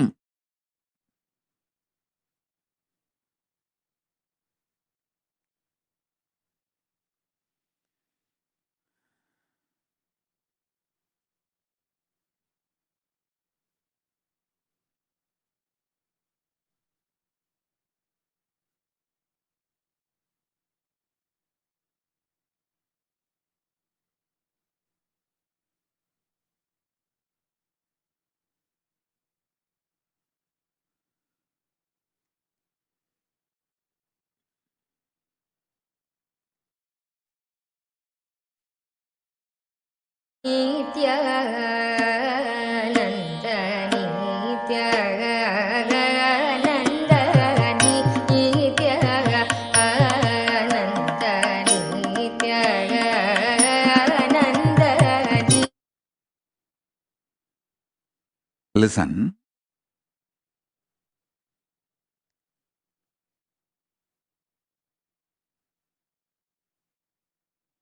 We need to address seriously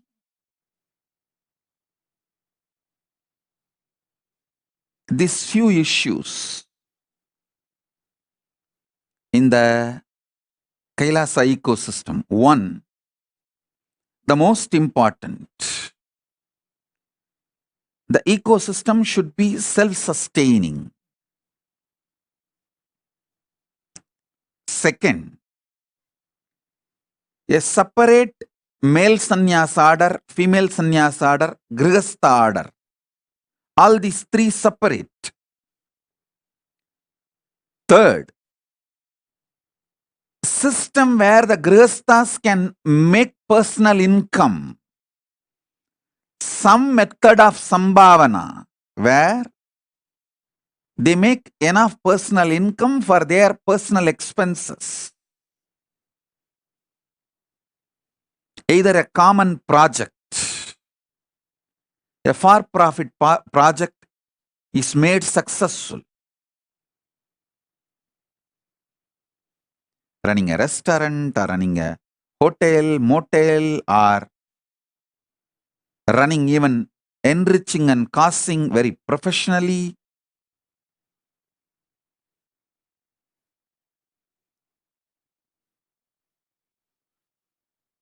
There are multiple possibilities. Hinduism has some of the most beautiful, sure shot, result based products. Yoga, life solutions. You can share all these. And wherever Paramashiva allows, you can make money. The money can be made. Where he does not allow money to be made, we can't. Following the economic policies of Paramashiva, we can make a beautiful ecosystem for grihasthas to make personal income. This is the third point to be addressed.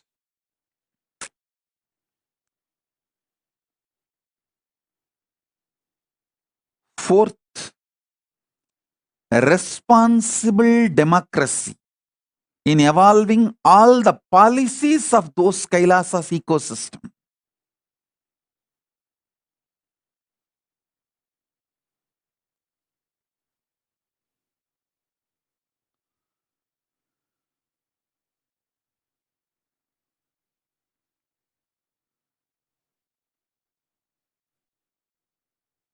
If this simple four fundamentals are maintained,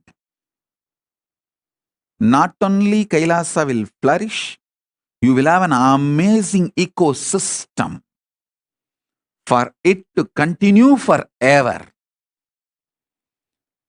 So the sannyasis will have Maheshwara Puja by the generation of sannyasis, sannyasa parampara, and they will be happy in Kailasa and Pitruloka, wherever they reach as per their karmas. If they were living as sincere, integrated sannyasis, they will straight reach Kailasa.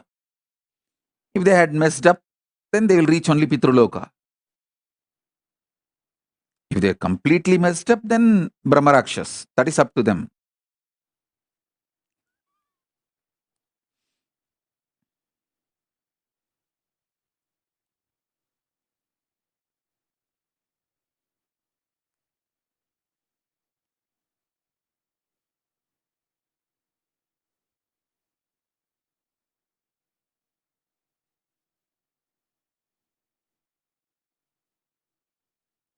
All the Grihasthas will have their generations.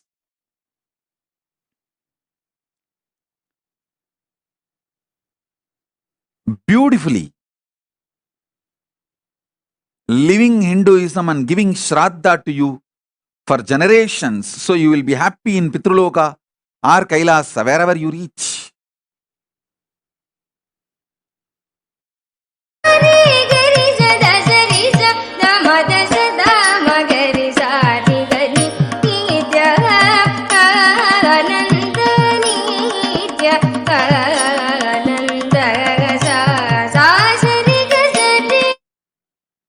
These are the fundamental, practical truths.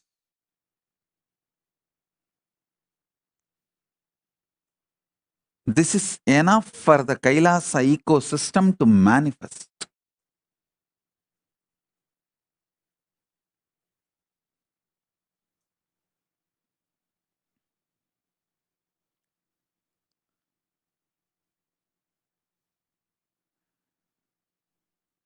Living in the Kailasa ecosystem will make you manifest the third force, because continuously you will be getting the powerful clicks.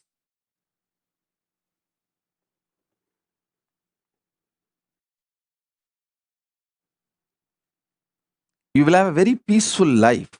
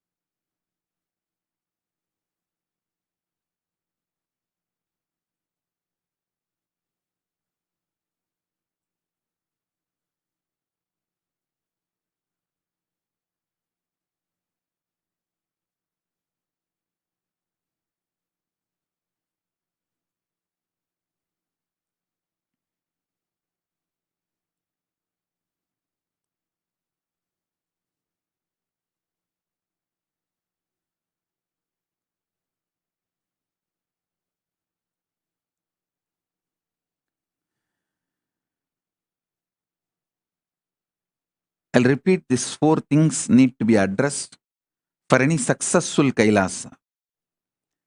Separate place for male sannyasa order and female sannyasa order, which will include their own temple, their own gurukuls for that gender.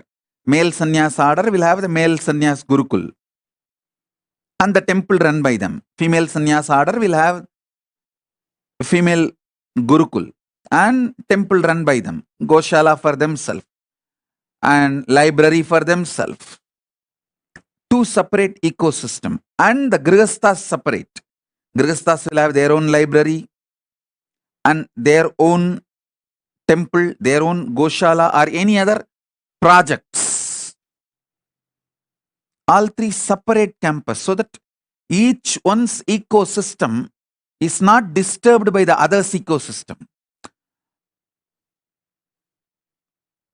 Only then all 3 will be successful. If not, all 3 will go through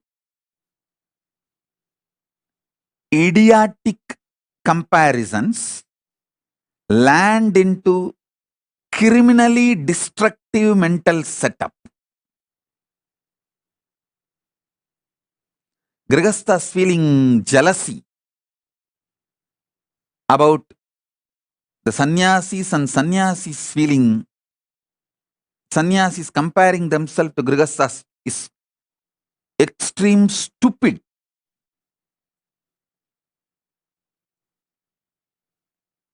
Criminal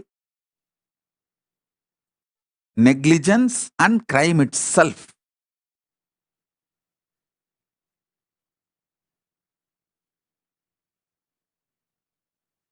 So all the 3 separate campus. That's the first thing to be taken care. Second, most important,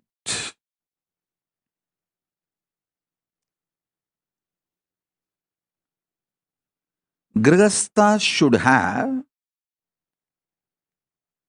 a win-win, successful way of earning personal income, so they don't need to expect anything from the outer world or from the administration.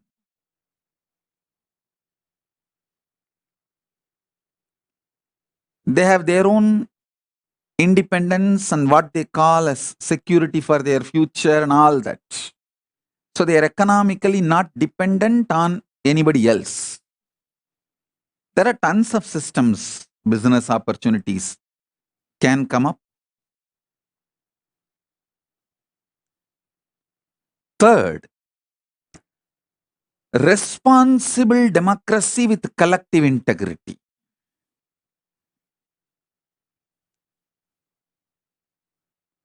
Responsible democracy with collective integrity.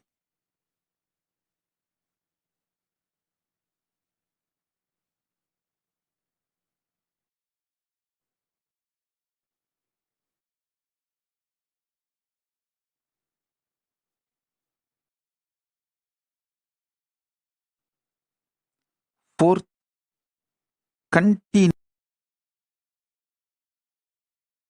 intense inspiration.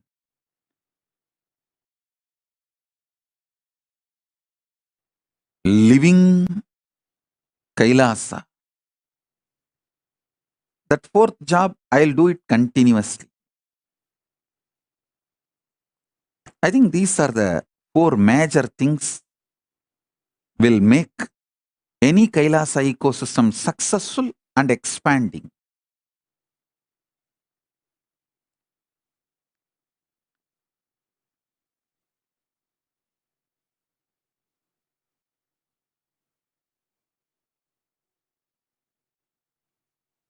Based on these principles, you can create in each city on your own. It is not necessary all the Kailasavasis have to have houses just in one campus. No. It can be near around the temple. You can settle down around the temple. For example, there are so many people, devotees, who have settled down around the LA temple, Los Angeles temple. They are not in one campus, or it's not that owned by the central organization or anything. It's all their houses. But they have settled down around the Kailasa, Los Angeles. You can settle down around the Kailasa, San Jose, driving distance or walking distance, and start developing collective integrity. Start developing separate campuses for men and women.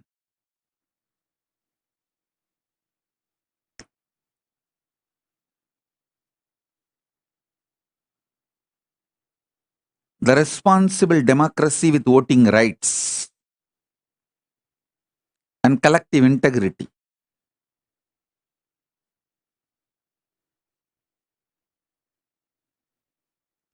This will make Kailasa ecosystem everywhere.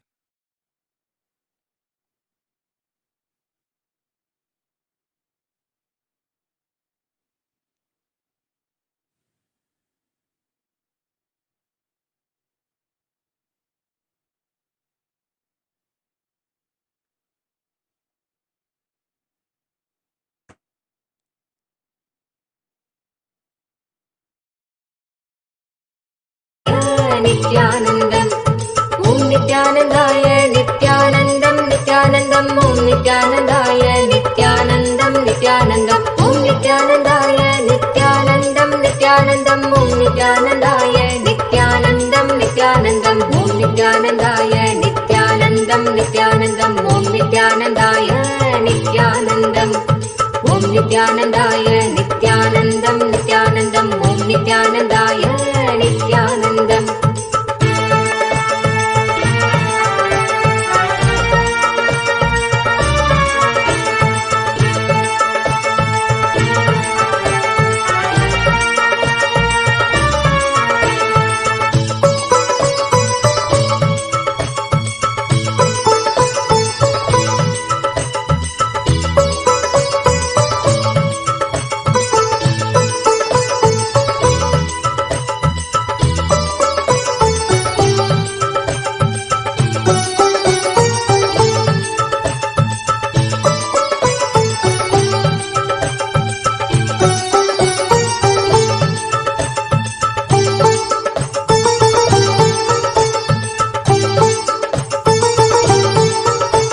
Nithyanandam, Om Nithyanandaya, Nithyanandam, Nithyanandam, Om Nithyanandaya, Nithyanandam, Nithyanandam, Om Nithyanandaya, Nithyanandam, Nithyanandam, Om Nithyanandaya, Nithyanandam, Om Nithyanandaya, Nithyanandam, Nithyanandam, Om Nithyanandaya, Nithyanandam.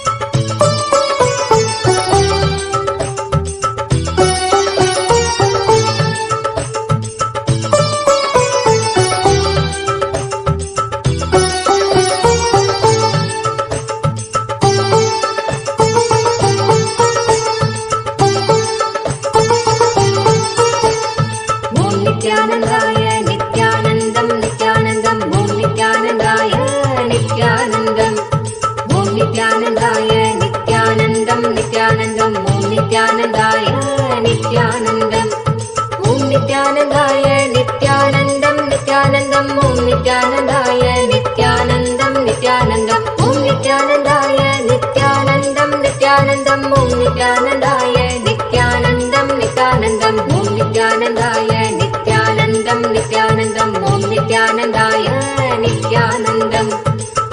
नित्यानन्दाय नित्यानन्दं नित्यानन्दम् Om नित्यानन्दाय नित्यानन्दम्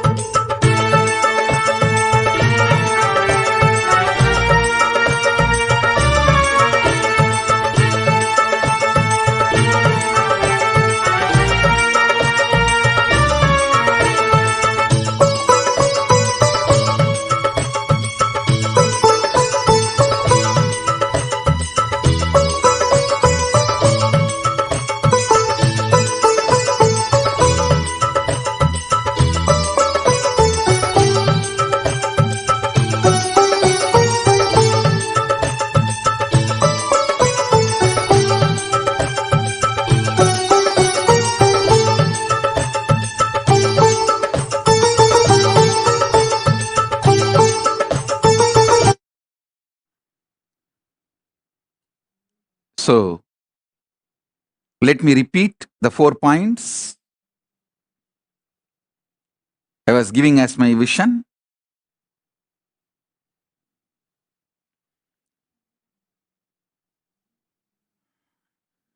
For a successful Kailasa ecosystem,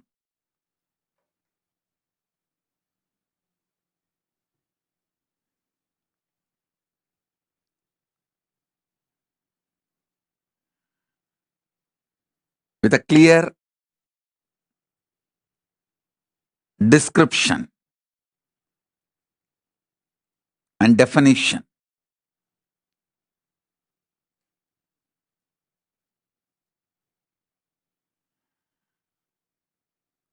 first point, all the 3 orders to have a separate campus, like male sannyas order, female sannyas order, grihastha order. All 3 self-sustaining. See, when I say male sannyas order, it includes all the individual single male, like Rudras, Bhairava, Yoga, Sannyasi, Brahmachari, Vanaprasthi, all the orders where an individual lives life with himself. That all that male orders, one campus, including the male Gurukul. Next, female orders. The female orders are like Brahmacharini, Sannyasini, Vanaprasthini, not Rishika. Rishikas are more like a Grihasthas. Rishikas are married. So here the Vanaprasthinis are the... In some tradition, even Vanaprasthis live together as man and wife. But if the spouse is dead or divorced and you take Vanaprastha, you live alone. All the single female, including the female Gurukul, that as on campus, in that Rudraganya, Yogini, Bhairavi, all the female single sampradayas, and the Grihasthas, all 3 separate campus, self-sustaining, with their own temples, their own Gurukuls, their own Goshala, their own agriculture unit, self-sustaining. That's the first step. Second step, where Grihasthas are able to generate personal income through all the allowed business by Paramashiva. Paramashiva has given a clear list of allowed business where you can make money, sattvic money. All the allowed businesses can be explored. And private income, personal income is generated. Where it's like a win-win. You strengthen the Kailasa and Kailasa also strengthens you. Win-win. The third point is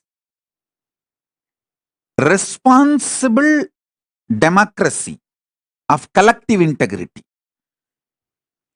where people who are responsible for that departments, that ministry, only has a right to vote the issues related to that ministry.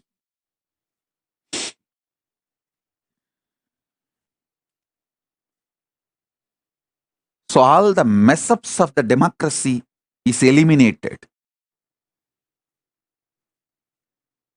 Criminal negligence can be minimized or drastically reduced, literally removed.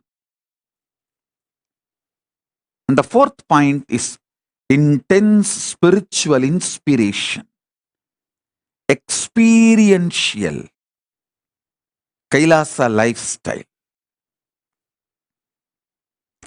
This four will make successful Kailasa ecosystems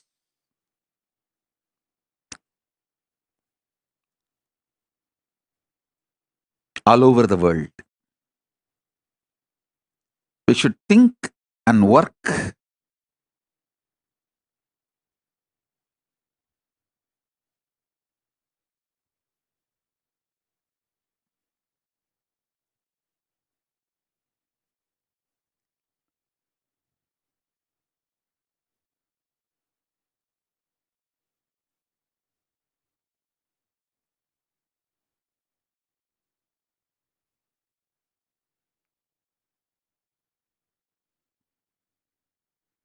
to make the Kailasa ecosystems all over the world.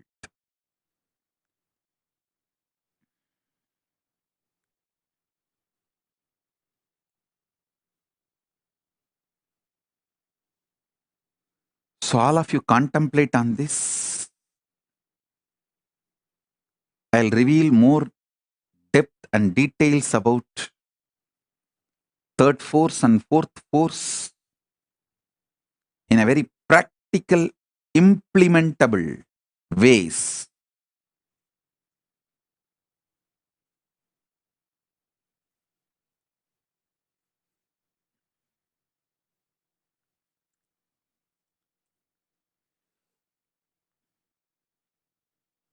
So with this,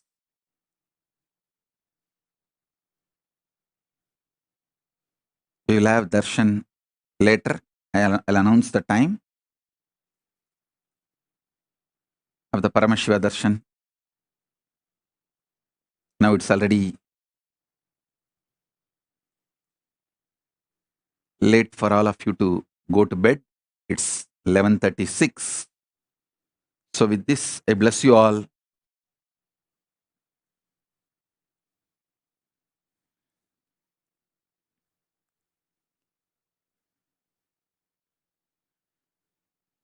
Let's all radiate with integrity, authenticity, responsibility, enriching, causing, living Paramadvaitam, Shuddhadvaita Saivam. The state, space, powers, being, superconsciousness, and Kailasa of Paramashiva, Paramashivoham, Om Nithyananda Paramashivoham, the eternal bliss, Nithyananda. Thank you. Be blissful.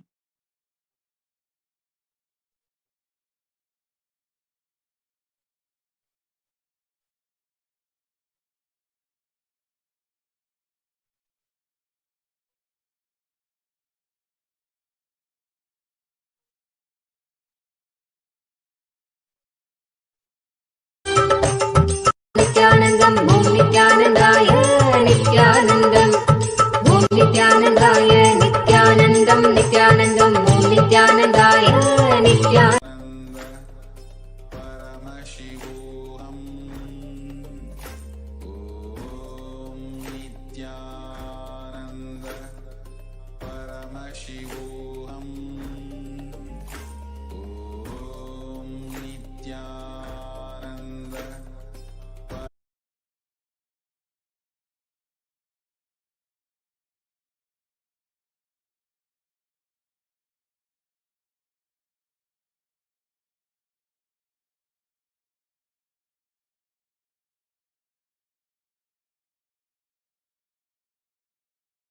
Paramashivam. Let's start with the Sadguru Vandanam. Nithyanandam Paramashivoham Kevalam Jnanamurtim Dvandvatitam Gaganasadasham Tattamasyadi Lakshyam Ekam Nityam Vimalamachalam Sarvadi Sakshi Bhutam Bhavatitam Trigunarahitam Sadgurum Tam Namami.